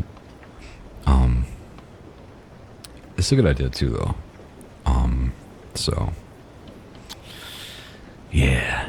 Well, again, I think like having with the 3DO, especially if I end up like putting that under the desk, I can have higher gain. Yeah, I think that's. I don't know. I gotta experiment with things. I've been thinking about it. Also, thank you very much, Throwaway. I appreciate you. How's it going, Tofu? Stilly? It's going good. It's going good. We've been reading a little bit. We did a part 2 and part 3 of one of the stories that we started yesterday. It was pretty cool. It's pretty nice. Under your desk? Yeah, but not like that. Not like that. How are you doing, Throwaway? How's your life going? How's your day going? Thanks for trying, though. Of course, yeah. I mean, it's a good idea. Definitely a good idea. For the Pokemon fans in chat, Mega Evos for the. Aww. Oh, that's. I'm sure that would mean something to Aki. I only know. The first one and the second one. Those were the ones I played, but they kept adding more and more, and I'm not gonna memorize all of them. Big F. It made me so mad as a kid. I was so mad. I want the comfort of coffee, but a more heard the caffeine is going to make it worse. It's kind of where I'm at stilly. Like, I really want coffee. Because I really want to drink. And it helps curb that. I was talking to Yumi about that this morning too. But I've also had like a whole pot pretty much to myself. I had like 1 or 2 cups maybe. So I'm like, I definitely need to drink some water. Make sure I'm properly hydrated. I will probably realistically make another pot like after stream. I don't know. Is that too much coffee? Maybe. We'll see. Instead of coffee beans, you could try regular dry beans. Yeah, that's true. I think it'll be a similar thing of it, just not really working for our current setup with the stuff that we have to have on to get a good experience. Giving offerings to the Sioux Shrine? No comment. Yeah. Thy squishes, again, Yumi, it's not gonna pick up. And this is the channel for it. Oh my god. No comment. I'm so sore all over. I had a big gym day yesterday and did 911 stair climb, which is 114 flights. That would kill my legs. Absolutely. Big F, but congratulations. I guess that is it's not like an accomplishment. It sounds like something I would hate so much. I'm so proud of you though. Agreed. Yes. This is Gen 6. Yeah. I tried to come back to the Pokemans with the Scarlet and Violet. I got like 3 minutes in and I wished I could get my money back. It was horrible. I'm not a fan. People like it, and that's fine. It's not for me. But I tried. I tried again. Heard that sparkling water helps with beer cravings. I don't like sparkling water. I do like coffee. And like the beer, like when I have money that I like to drink is generally like, I go for Guinness or just some sort of stout. And something about coffee, like dark roasted black coffee, kind of just hits a similar itch for me. It's not obviously the same, but it keeps me soberish. Might be a teeny bit too much coffee, maybe. What's up, Waif? I'm remembering. Praise me. I'm sorry. I'm not passing the vibe check today. Let's blame anxiety. You're fine, man. You're fine. It's cool. It really comes down on how I choose to engage with it. And there are things I want to say, but I'm monitoring myself. I'm being a good say-so guy. Why wisdom teeth called wisdom teeth when they grow in the dumpest place? My teeth hurt so badly. I still have my wisdom teeth. I never got mine removed. Isn't that cool? No, not really. But yeah, fun fact. And that's going to be why I get an infection and have to get my jaw removed and live a very sad life. Legends was better. The only one that I saw that looked cool was I'm thinking of the avant-garde metal band Arcturus, but it was something like that was the name. That one was like cool in theory. I don't think I would like it though. I think I just I don't know. I just liked it as a kid. And the last one I tried wasn't good, and so I'm just gonna judge the rest of them. And I tried it after years. I'm like, okay, yeah, this isn't for me. It's not for me anymore. Wasn't terrible. Ran it. Wait, did you actually run it with a buddy and some rando freshmen? Kept a good pace. So final time was around 45 minutes. Yeah, I would. I don't think I could do that. Maybe I could. Maybe I could do it, but I think if I managed to, the suffering would be intense. Like the next few days. Yeah, I'll lift weights and shit, but I don't really like do a lot of walking or running. I remember like when we went to the con, I just all the walking. I guess like the it sounds bad, but you have to realize that besides like the little bit of exercise that I do at the house, like, you know, again, mainly weightlifting and not really any cardio stuff, pretty sedentary. So I think like my ligaments and things like that, the joints were fine, but just like you know, and like the Achilles part, if I remember, somewhere around there, it was just like painful after a couple of days of walking, which is, you know, really sad.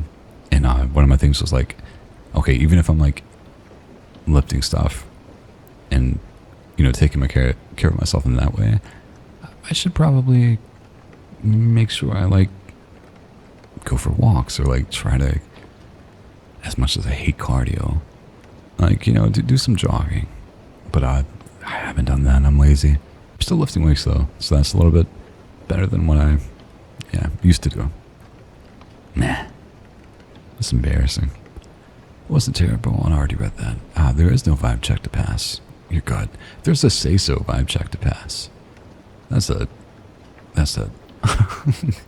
keeping things relatively say-so, which still he does pretty well. I say. 5th gen, or Gen 5 is the best gen. And you hate remembering.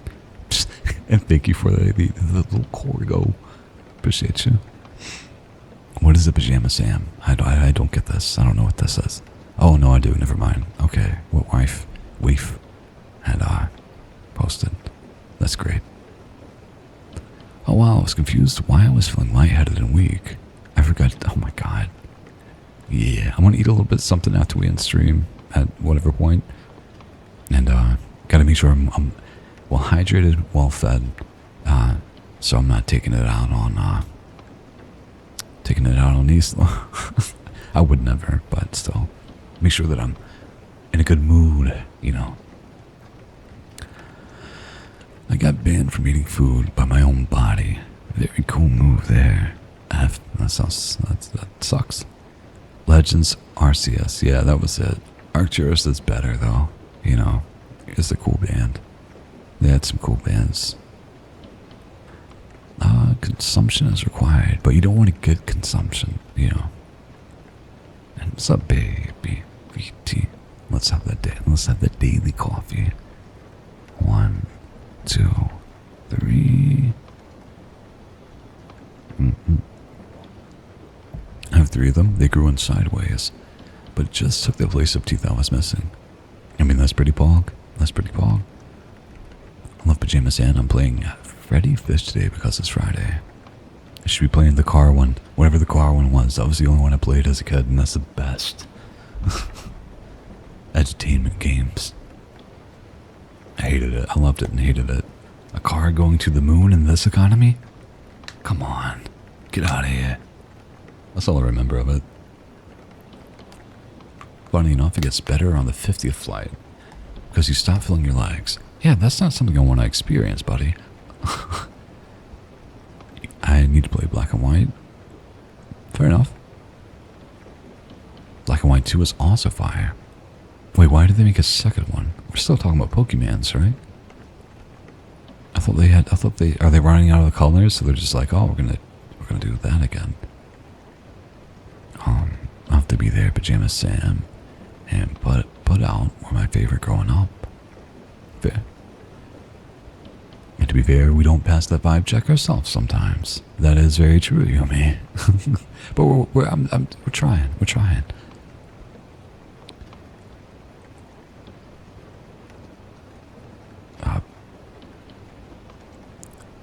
I get that as part of the conversation, but please don't do that again. Got a wife. Weep. And thank you next for the coffee sip. We have water today, but yeah. And the stretch. Thank you again.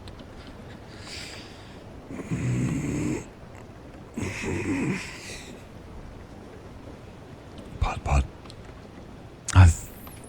I don't remember if we did the zoo one too. That was just the only one I remember from it. Black and White 2 is also Pokemon's. Is it like a remaster or a remake? Why is it number 2? Huh? makes sense why they'd run out of colors. Now they need to use two. Exactly, that's where I'm at. I think that's where we're at next. Excuse me. Oh. I think you care. I'll care. Let's have this sip together, and thank you also for the sip. 1, 2, 3.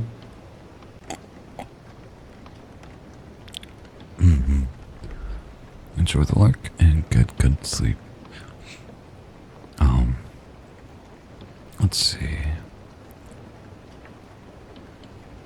We have this story here. Which is titled, I played hide and seek with a random kid. I think she followed me home. Bum bum. All but first we're gonna do humming. Okay, next. Oh no.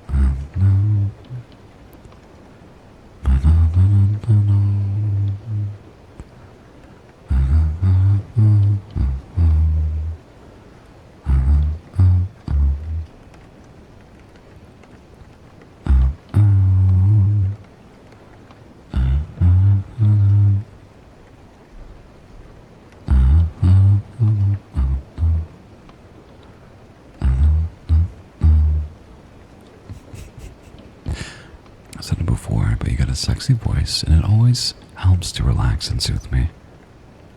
I'm happy you like it. I don't know about the humming though, but I'm happy you like it. That's very sweet. I thought you were doing the Pink Panther theme there for a second.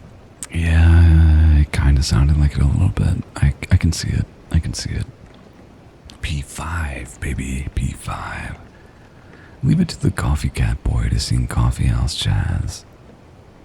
No, it's said no reason to apologize. It's yeah. All the music from Persona 5 is absolutely peak. Pretty much all of it. Yeah. I love humming. It's a favorite thing for me. I'm glad. It always makes me feel a little embarrassed and a little shy. But that's why it's there. Somebody out there likes it, so that makes it somewhat valid, I guess.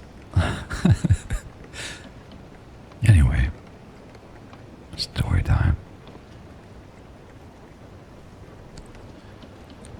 It all started 2 weeks ago.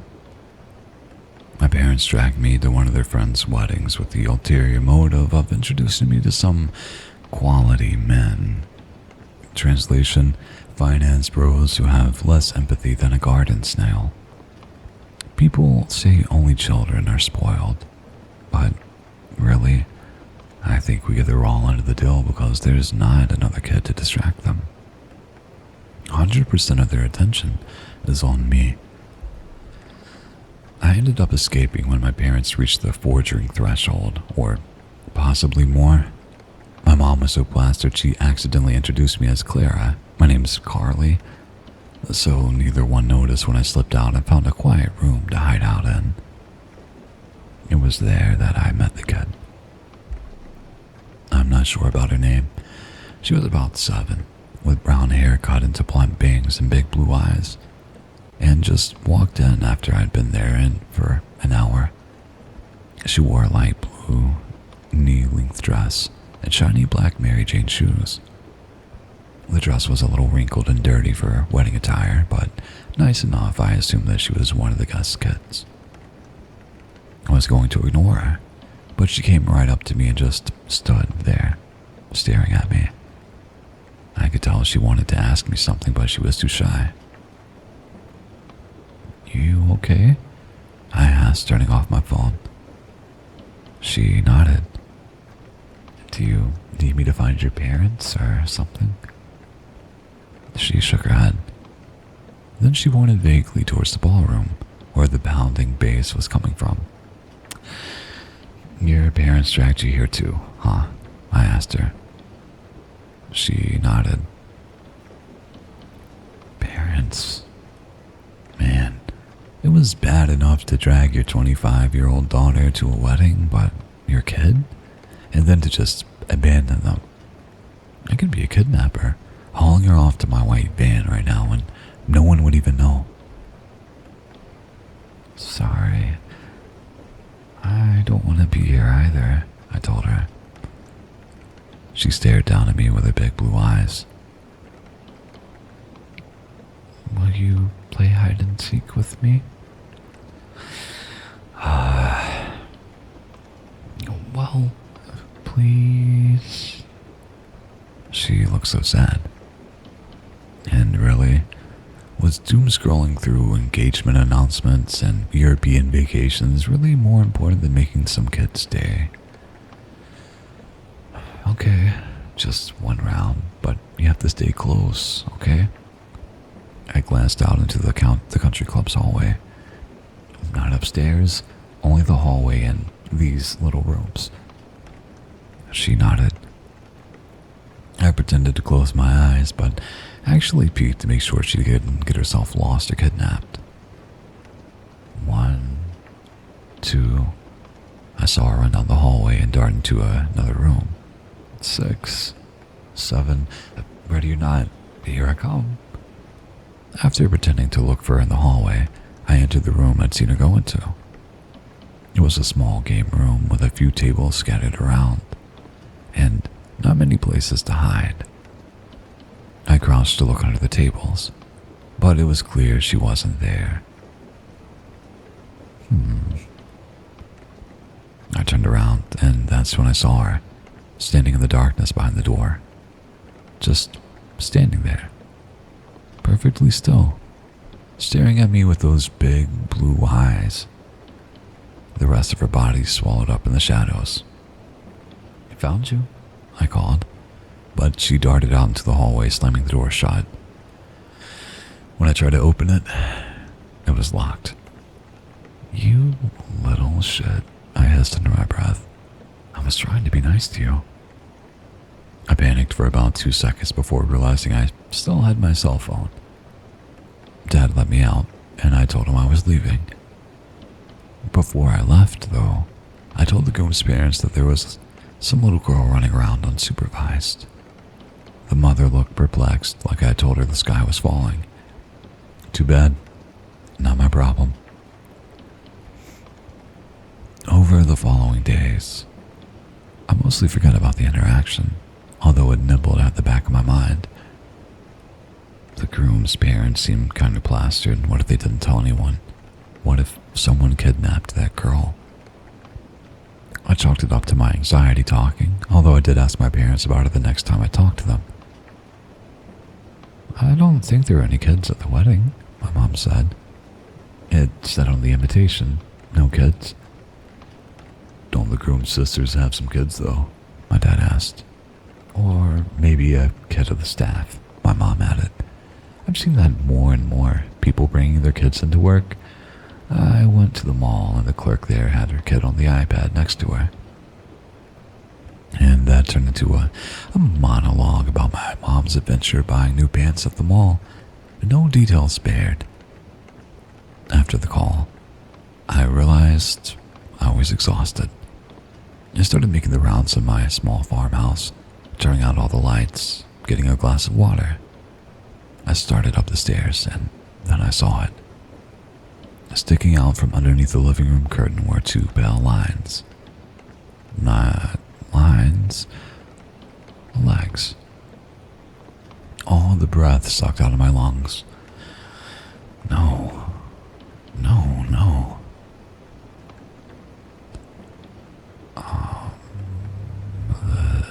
For a second, I froze. Then I reached down and flicked the light switch. Nothing there. The long black curtains hung limply from the curtain rod. Were they moving slightly? No. No, it was just my imagination. Besides, even if they were moving, there was a vent right there, and I had the heat on. It was just my imagination.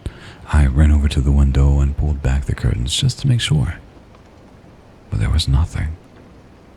Just my imagination. Hey, yo. Thank you very much for the raid. How you doing? What were you getting up to?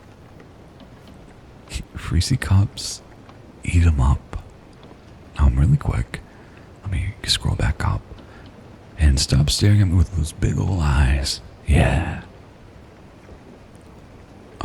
Okay. Anya, you are such a clever matcha lover. Such a clever matcha lover. And thank you very much for the bets. Bro, what? Dog. Wait, what? What? Brother, I'm feeling things in my ears. I did a face cam stream with yapping. Nice. Nice. Did you have fun? I hope you had fun. We are currently reading a story. Generally, what we do here is read some stories and just chat a little bit in between. Currently, let me mark where I'm at. We're reading a story titled, I played hide and seek with a random kid. I think she followed me home. So pretty much, she found a kid at a wedding and played hide and seek, and the kid locked her in the room. And, yeah, we're, something seems a little bit off. She's found a pair of legs behind a curtain. So, probably a supernatural ghost kid or something, I guess. We'll find out. And for Jun-sama, thank you very much. Let's have that coffee together. 1, 2, 3.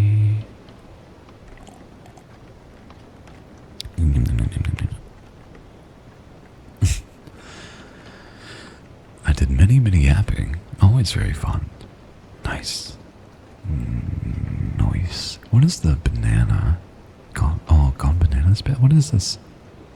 I know there's like the Bath of Exile badge that I need to get. Before it runs out, I think in October. I'm not one for badges, but that'll be an exception. But yeah, story readings have been pretty good. We've been having some fun. Oh, and thank you for the headband.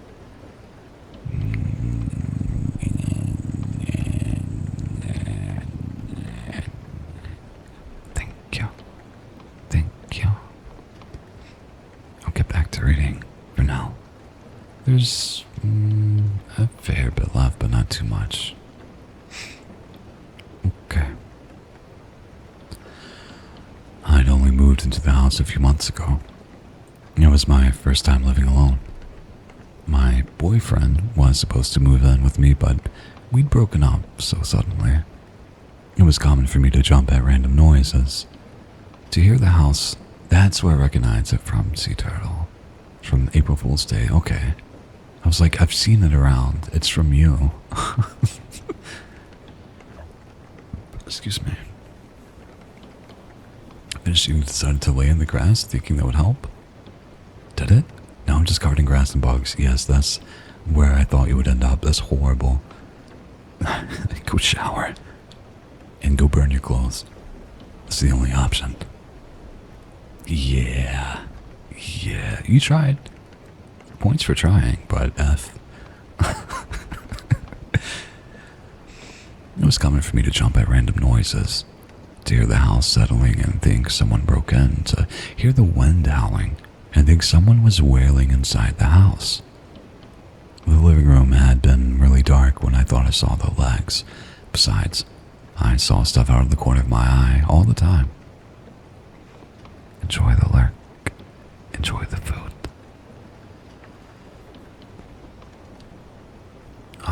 Sometimes it was in my hair, or a trick of the light. I was anxious about living alone, scared of my own shadow. That's what I told myself. But then it got worse. A few nights later, around 10, I was laying out my clothes for the morning. I opened my closet, rifling through my blouses, looking for something that didn't make me look like a 40-year-old mom because I'd forgotten to do the laundry, and my only choices were things I hadn't worn or washed in ages. Something caught my eye, and I glanced down. There were Mary Janes, pushed towards the back of the closet, glinting in the low light, attached to two skinny, pale ankles. I leapt back and yelped, slammed the closet door, and backed away. What the hell? My entire body was shaking. I saw her shoes clearly. I could see the little straps, the pale skin of her feet. This wasn't 20 feet away in the dark. She was right there. I stared at the closet door, trembling. Nothing happened. I slowly crept towards the door. Hard hammering, I grabbed the doorknob and pulled. Nothing. Just my shoes, heels and flats and sneakers. No little Mary Janes. I sucked in a breath and stuck my hand into the closet, feeling behind my clothes. What if she's there? What if I feel her cold little hand? But there was nothing. The closet was empty. And when did this all start? Dr. Thatcher stared at me inquisitively. I swallowed. I had never been to a therapist before. My parents looked down on it. You don't want to be labeled. But I was seeing things. I didn't have a choice. After a wedding I went to a week ago, I told her. And you've had a lot of life changes recently, she said. You and your partner broke up and you started living alone. Yes. I don't think it's random that you're seeing a child, she said. You said you and your partner disagreed about having kids, which is what led to your breakup, right? Sort of. I actually can't have kids. And no one let me forget it either. It was only a month ago when I accidentally came across an ultrasound from when my mom was pregnant with me. She ripped it out of my hands like it was made of glass. Like, seeing anything related to pregnancy or babies or children would destroy me. It wasn't a big deal. I could say it casually. I actually can't have kids. I was fine. Realization crossed her face. I didn't like it. So, you're seeing a child around your home after your partner left you because he wanted children and you couldn't have them. I crossed my arms. Yeah, but... And this all happened right after a wedding where your parents were trying to introduce you to someone new to help you move on. Well, I think you're stressed out, she said, leaning back in a chair. I think you've undergone a lot of life changes recently. It's a lot. Take some time to slow down. Maybe take a few days off work. Do you have any friends in the area? No, I admitted. I've only been here a few months. There is a great gardening club at the library. A lot of young women your age. Do you like gardening? Nah. Needlepoint, mahjong, chess. I shook my head. Well, I don't know what to tell you. She let out a chuckle. Sorry.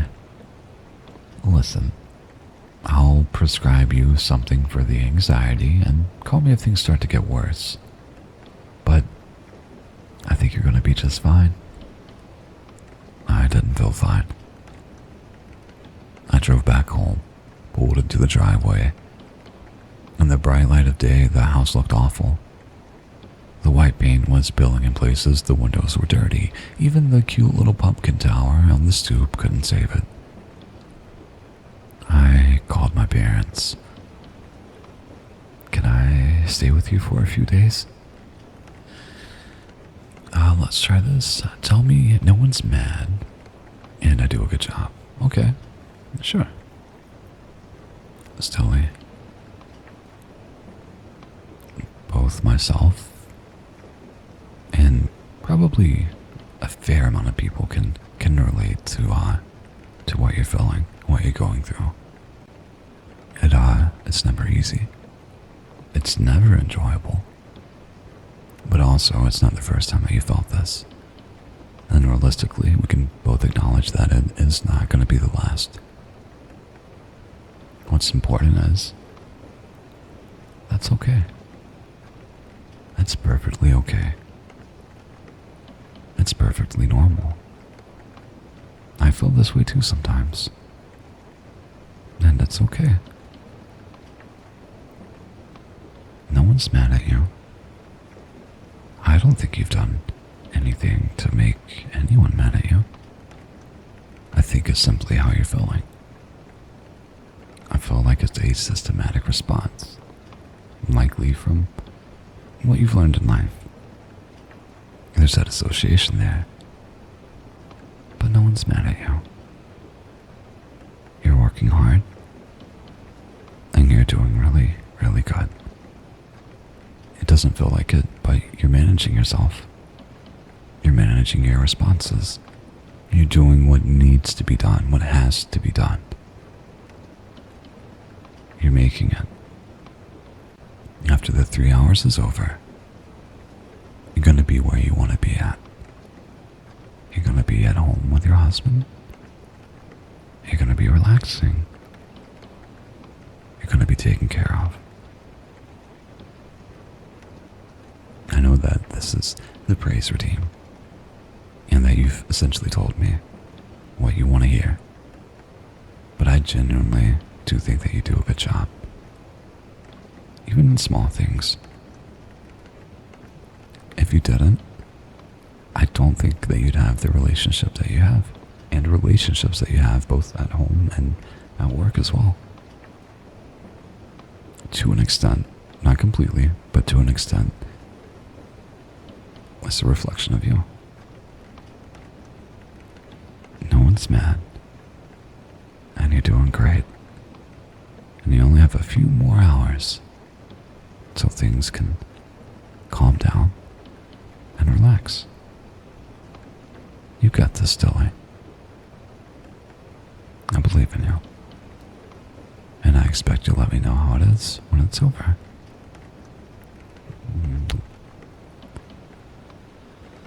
Maybe we can add a reassuring routine. If anything, I'll just throw a slash. I don't want to have a ton of redeems, but I feel like praise also covers that as well. Well, still it deserves sweet. I'm happy that it helped, though. And I genuinely mean it too, man. Only if you want them. Mm-hmm. Look at the Captain giving consenting hugs. What a good guy.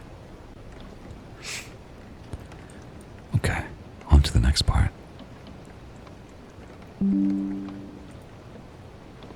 Nice.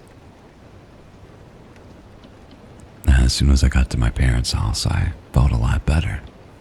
Instead of the cold, lonely darkness of the little farmhouse, there were shag rugs and too many lamps and the lingering scent of sugar cookies in the kitchen.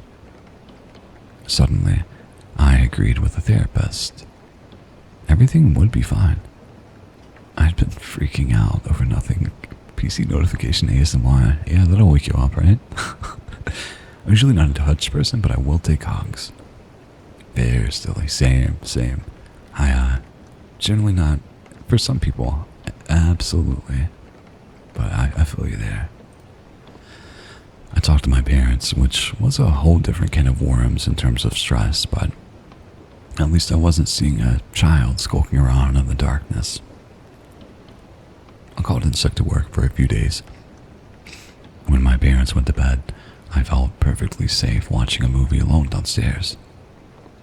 Perfectly safe going into the kitchen for a snack. Perfectly safe opening the cabinet for a plate. Oh God. She was in the cabinet, crumpled in on herself, twisted and contorted to fit. Head down, brown hair hanging over her face. I slammed the door shut and screamed. "What's wrong?" my mom shouted, racing down the stairs like a wild animal. She's in the cabinet," I screamed, hiding my face. "She's in the cabinet." "What the hell's going on down here?" my dad demanded as he burst in. "She says someone's in the cabinet," my mom said. But I could hear it in her voice, the knowing, the disbelief. Translation, she's gone bonkers.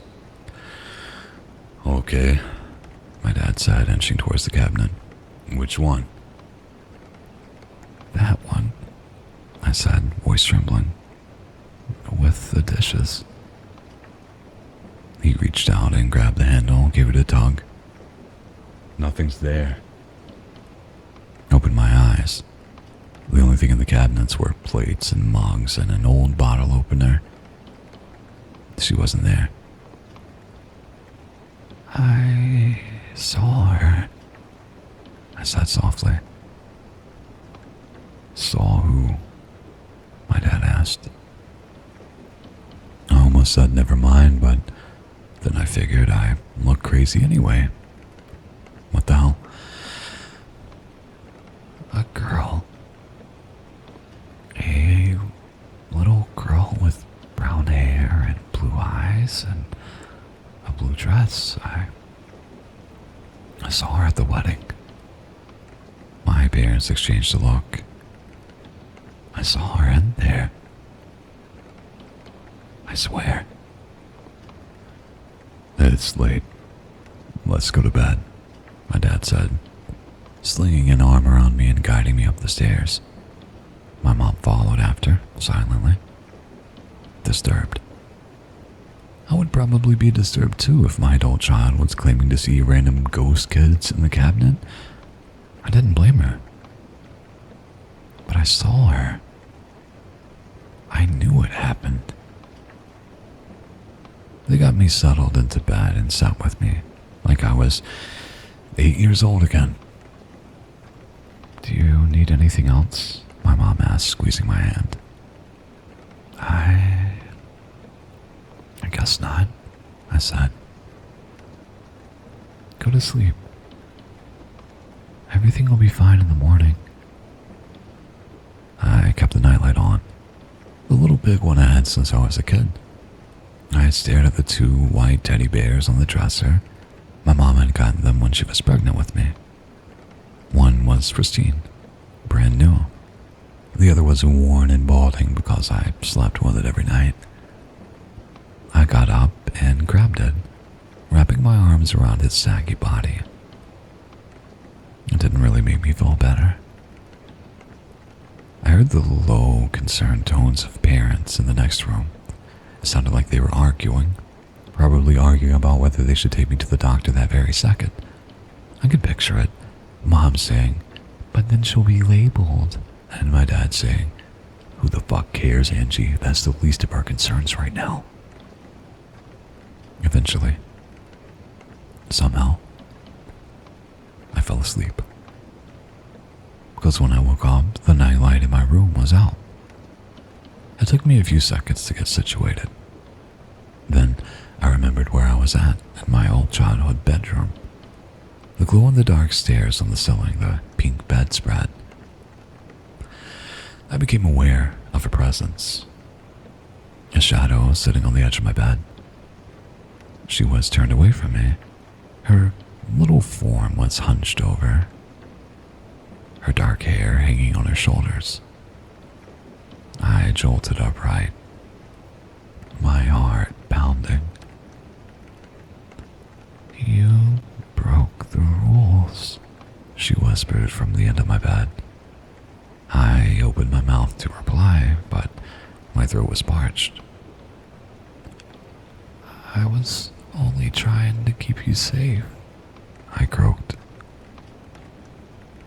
"I was worried." "You broke the rules," she hissed. Then she whipped around to look at me. Her blue eyes almost glowed in the darkness, but there was something horribly off about her face now. Her expression looked like pure, twisted evil burning into me. In seconds, she was crawling across the bed towards me, moving unnaturally fast. Her two little hands grabbed my arm in a vice grip.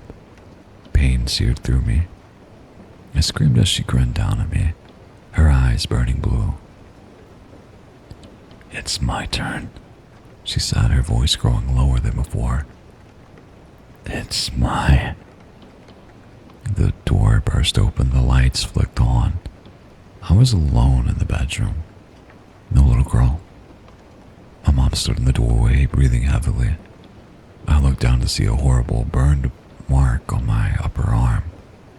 Hurt like I'd been pressed with a branding iron. "You saw her again, didn't you?" my mom asked. "Yeah," I said, nodding, pulling myself up. Mom slowly came over to the bed. She sat down. When I finally looked at her, I realized she was as white as a sheet. "Carly, I need to talk to you," she said slowly. "What?" She heaved out a sigh. "This is a lot, so..." She squinched her eyes shut. "Just bear with me, okay?" "Mom, when I was pregnant with you..." She stared at the ground, avoiding eye contact. "I was pregnant with twins." I froze. "But the other twin, Clara, she didn't make it. You reabsorbed her, or whatever the doctors called it." She finally looked up at me. "When you were born, I was mad at you. I was so angry that it was just you and not her." Her voice started to shake.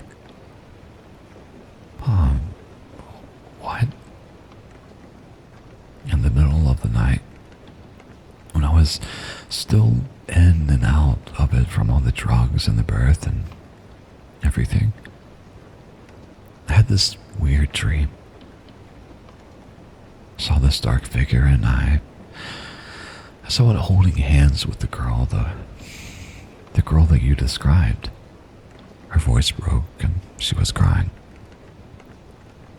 The figure said, "Both can live. 25 years for the first, then 25 years for the second." And I said yes. She hid her face, sobbing. I stared at her, everything hitting me all at once. 25. You broke the rules. It's my turn. The wound on my arm throbbed scroll back up and read what you guys have been saying. Um, does everyone else know? Is I'm actually okay? Yeah. I feel that as well. I hope you get some sleep on, yeah. I'm trying to speed read. Cat? What's up, Cat? How you doing? How's your day? It's nice to see you. This is a twist I was not expecting. Same, yeah. It was like okay, you know? It was like an okay story. And it's not like an undone twist or anything. But yeah. It was it I think it elevated it from like an okay story to like, okay, an okay story, you know? It was pretty good. I liked it. Links and Twin. I swear I thought Issa was going to say something. Oh. Sorry I didn't tell you about your scary ghost twin to whom I sold your soul. Right, Sonoma? Me. Me. What's up? How you doing?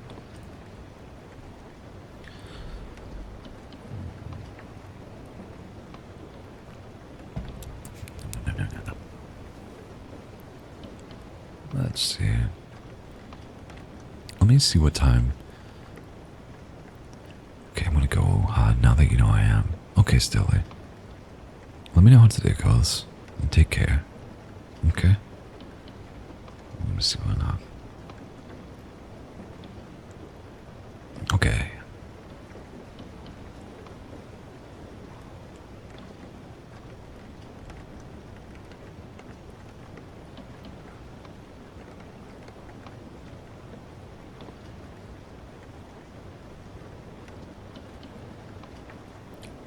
Just had to message Isla really quick to check in about when we're playing the game. We are playing Peak on the gaming channel today.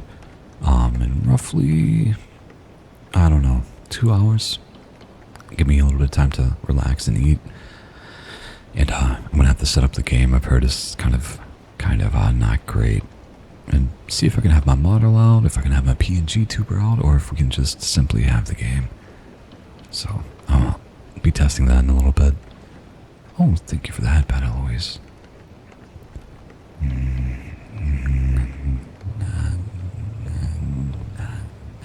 I can't do the purrs. Oh god, that was sounding horrible. I'm so sorry. Oh well. Thank you for the headpad though. Well, too, you'll probably hear from me when I get home as I have a few hours to myself. Nice. I need to get some sleep. Thank you for this stream. I'll be back home in Scotland for the next one. Lovely, lovely. Get that sleep, buddy. Have sweet dreams. And also, what's up, Newt? What's up, Newt? How you doing, buddy?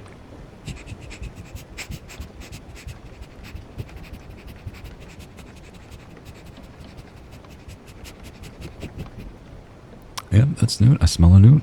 Oh my. Okay, me. Nya. Nikoni. I'm going to be playing Peak over on the gaming channel with Isla in about a couple of hours, roughly. We're going to call and set up at 1. I think if that's okay with her, I need to keep an eye out for a response. But yeah.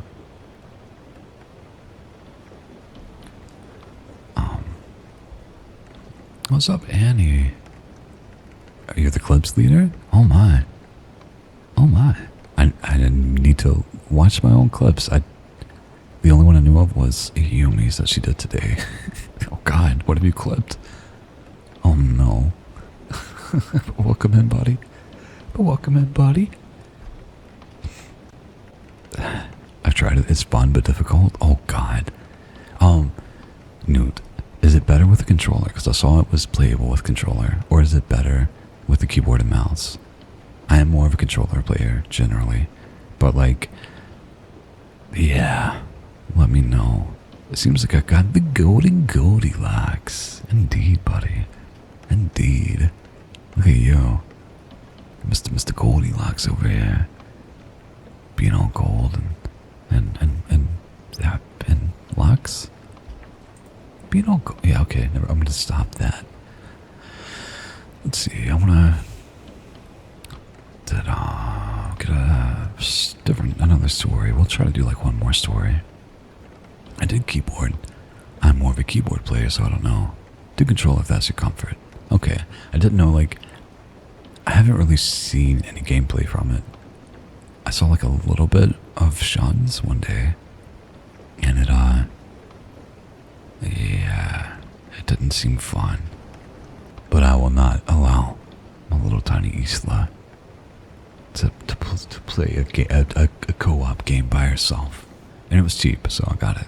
So I'm gonna be her first. She's gonna be my first. And then I think we're gonna try playing with Yumi and Rain. So should be cool. Should be cool. If it works well. If it doesn't, then big F. Rain says controller, so I go with keyboard. Okay. Well, I'll try controller. The later levels, I was dead. See, here's the, like, I'm almost thankful for it. I'm like lightly going in blind. I know the objective is to climb. I know you can fall, and I think you have to cook food. I hope there's not a survival mechanic, but it kind of seemed like there might be, which I hate the idea of. It's not at all my kind of game, but I'm willing to make that sacrifice for little Isla there. Yeah. You're gonna go with keyboard? Well, let me know your experience then, Isla. I'll let you know about the controller. If that, I don't know if you play it or play like with controller normally. What's up, Miku? Miku. Just like life, you climb, you fall, you cook food. Fair. Maybe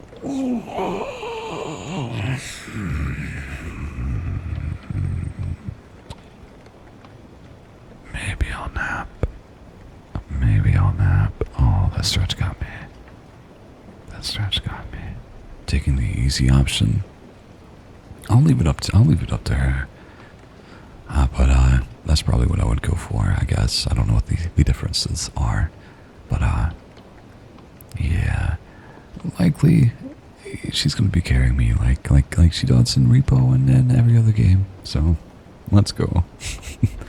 Thank you, Newt, for the sippies.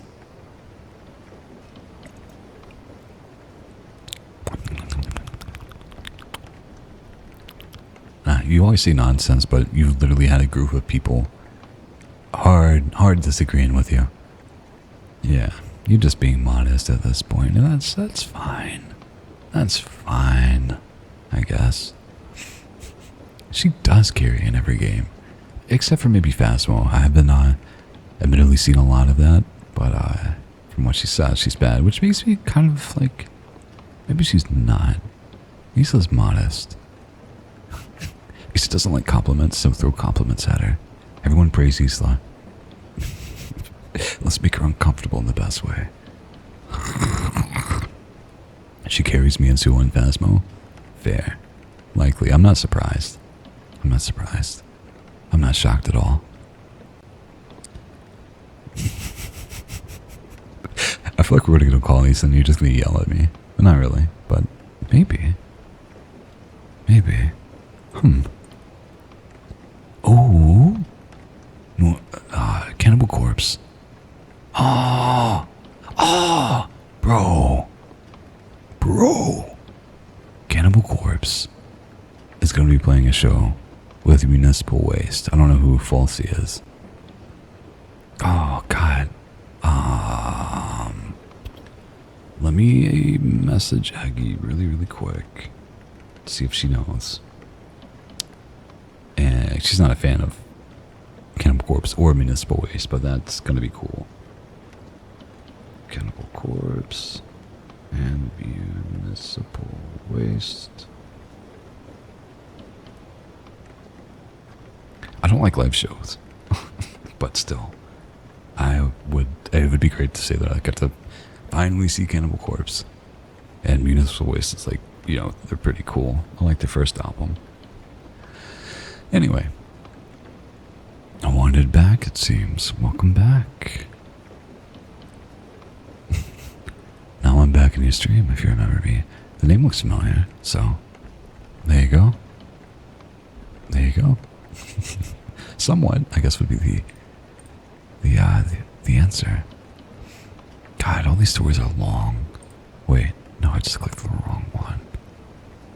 This is long too.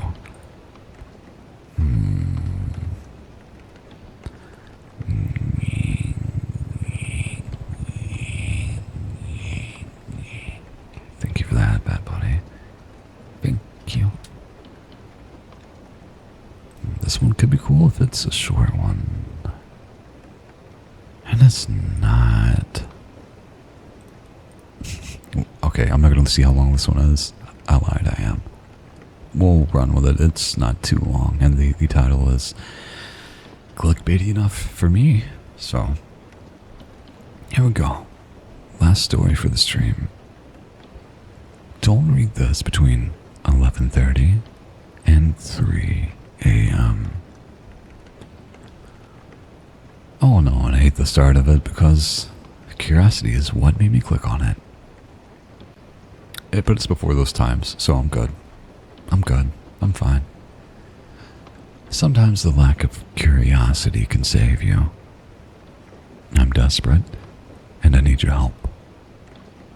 Please, just listen to my story. It's currently 2:05 a.m., and I'm hiding in my closet. From who or what? I don't know. I don't have a clue. I've never met him or it, whatever that thing is supposed to be. But I'm sure it isn't human. It can't be. And if that thing finds me, I'm dead. I've been through this twice. I know what I'm doing by now, but I don't know how long I can hold on to my sanity. This thing, whatever it is playing with my mind. I want it to stop, and only you can help me. A week ago, my life was normal. I was lying in bed at night, scrolling through social media, when a message came in. An unknown number. I was curious. I always was, but now, I don't think I ever will be anymore. I clicked it. I'll paste the message down below. Read at your own free will. Once you start, you cannot stop. There's no turning back. Good luck. When the clock strikes 2, the game begins for you. The rules are thin, the stakes are high. You play to live, you lose, you die. The path is dark, the prize unknown. But every choice is not your own. So play along, there's naught to do, for games don't end at 2:30. The prize is won, you will not keep. It stalks you waking, haunts your sleep. And when you think the night is through, the game resets at 2:30. And now, your game starts. But initially I didn't read the whole message. I stopped after seeing "You lose, you die." Is this a prank to freak people out? Because it sure was working. I could feel a tiny sense of dread creeping up on me. Mind you, I'm not the person to get freaked out easily. Bro, you just got freaked out over a text message. No, you don't get to say that. So there was definitely something wrong about this, and I didn't like it one bit. I didn't want to continue reading, but for reasons I cannot explain, I eventually gave in and finished the message. Perhaps the message was true. Once you start, you cannot stop. All I could say was that it felt like something was compelling me to look back at the words, to let my eyes glance through every letter, to let my mind process every syllable. I remember I was complaining to my friend about how hot it was, and now the room just felt oddly cold. I got up and shut the window before lying back down on my bed, feeling increasingly uneasy. With my heart pounding against my ribcage, I went out of my room, checking if the front door and all the windows around the house were locked. They were. I glanced at the time on my phone, 23:55.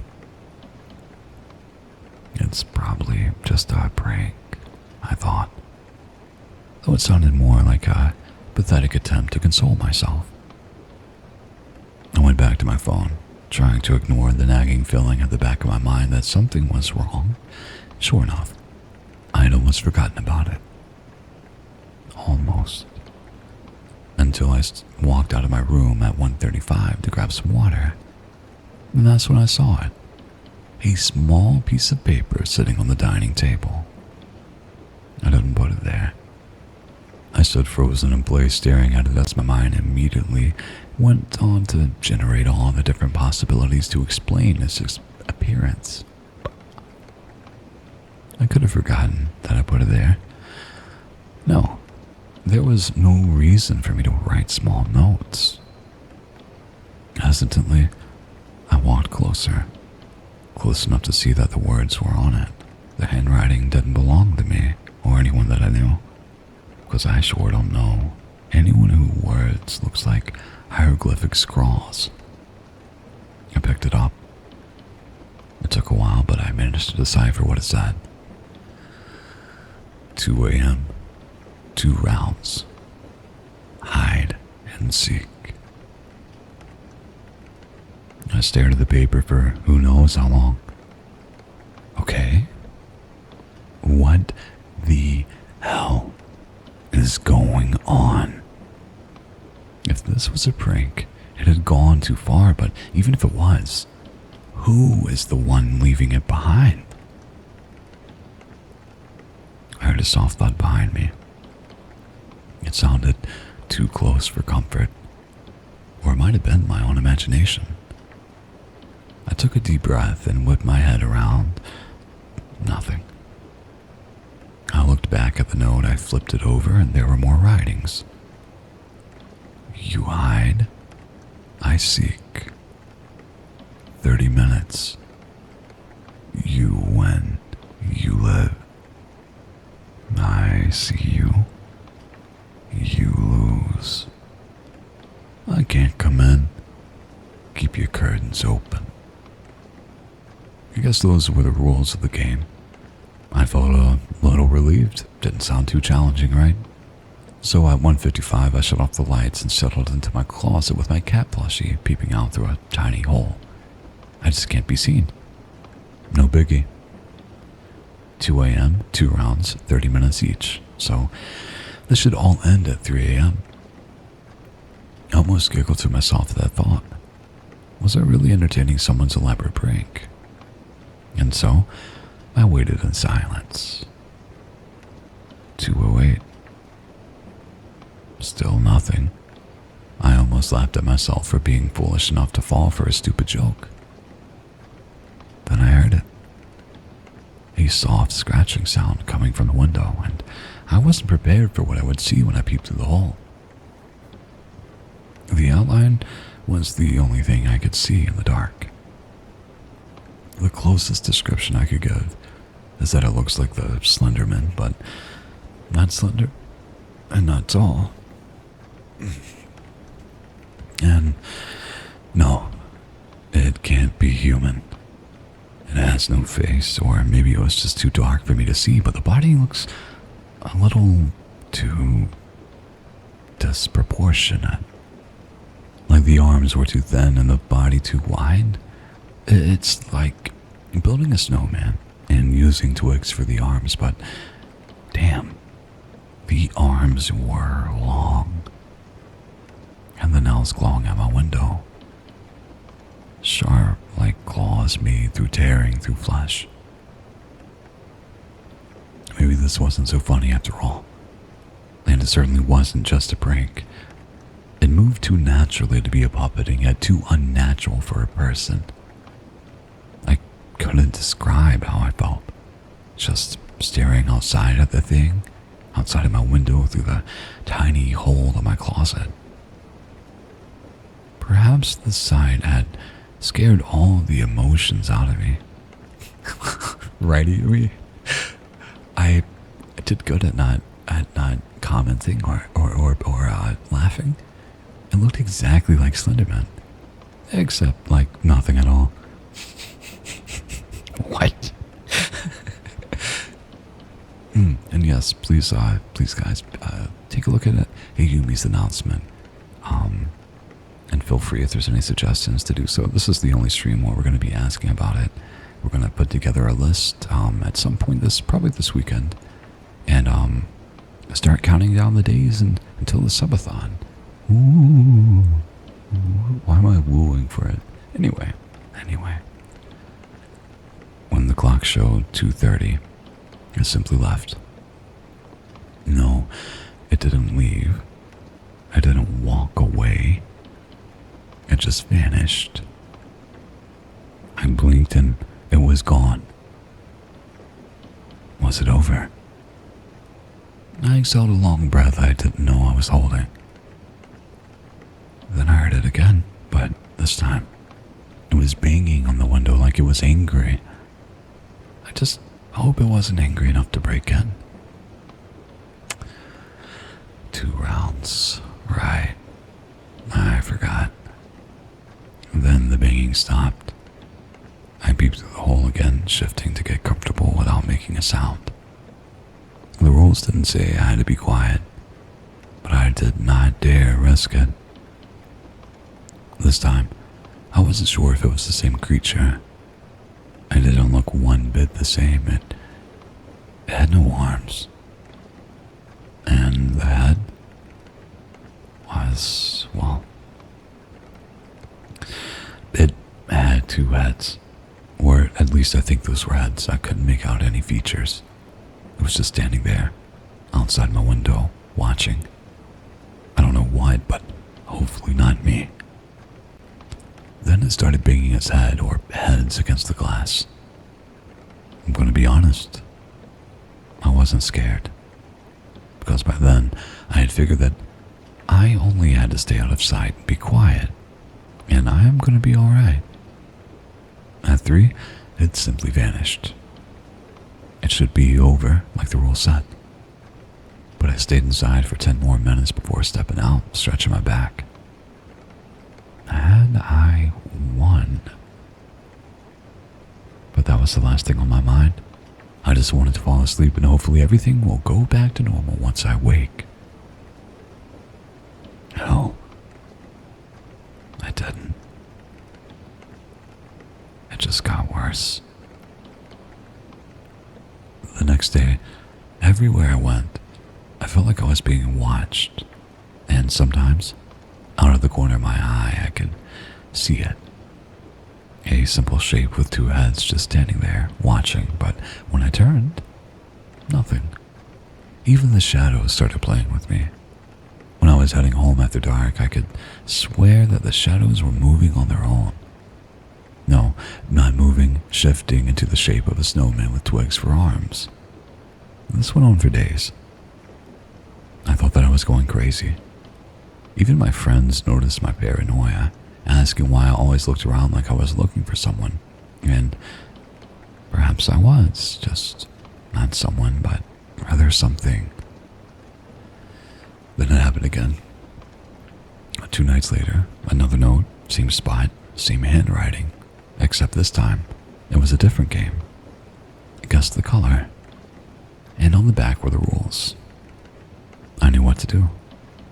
There were only a few things to take note. 1, always read the rules and follow them without fail.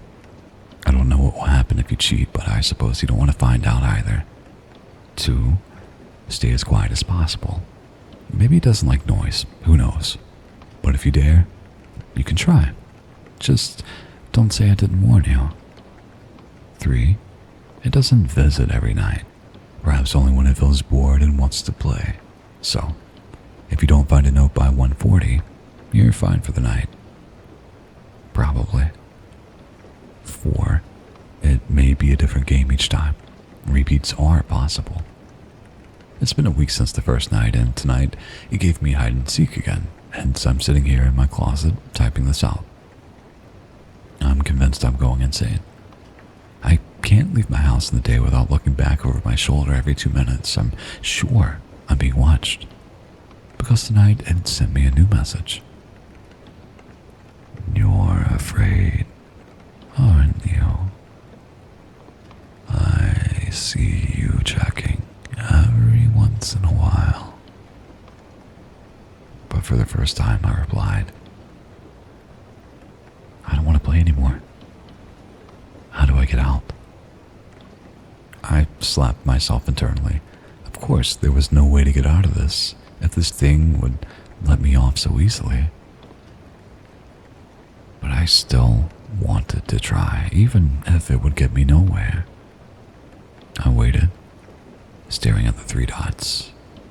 Then a message took its place. Forward this message, and if 5 people read it, congratulations. You've passed it on and you're free. I'm sorry.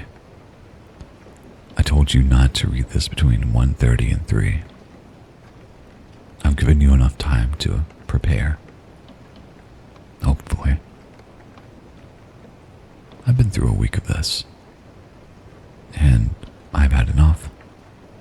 I thought about it for a really long time before writing this, but I'm afraid that if I don't, I might completely lose my sanity. I can't eat. I can't sleep. I can only hope that after this, my life will return to normal. I don't know what the prize is if you win these games or if there even is any. But I don't think I would ever want to find out. If anyone is brave enough to play till the end, good luck. Because now it's your turn.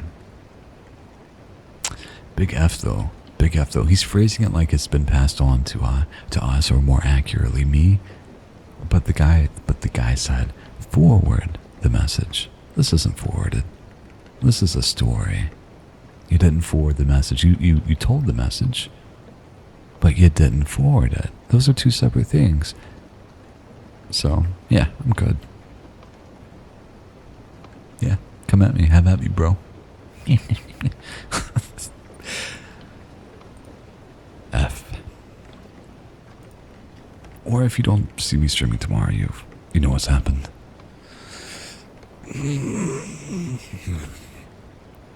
Stretch. Okay. I think that's where we're gonna end today. We're gonna take some time to chill out and relax, and then I'll be on the gaming channel. So, one last call before we end. If you have any if you want to take a look at the pinned message and see what we have for subathon and throw out any suggestions, we've gotten a couple that I have written down. But yeah, feel free to. This is gonna be the last time we mention it on stream, or take suggestions for it on stream, because we will be putting out something by this weekend. But yeah, if you've enjoyed what we did today and you want to make the poor decision to see more of me, we'll be playing games in roughly an hour. I forgot that Isla did make a tweet about it, so I think we're gonna shoot probably closer to 1. Yeah. So I'll have a little bit of water and then we'll end.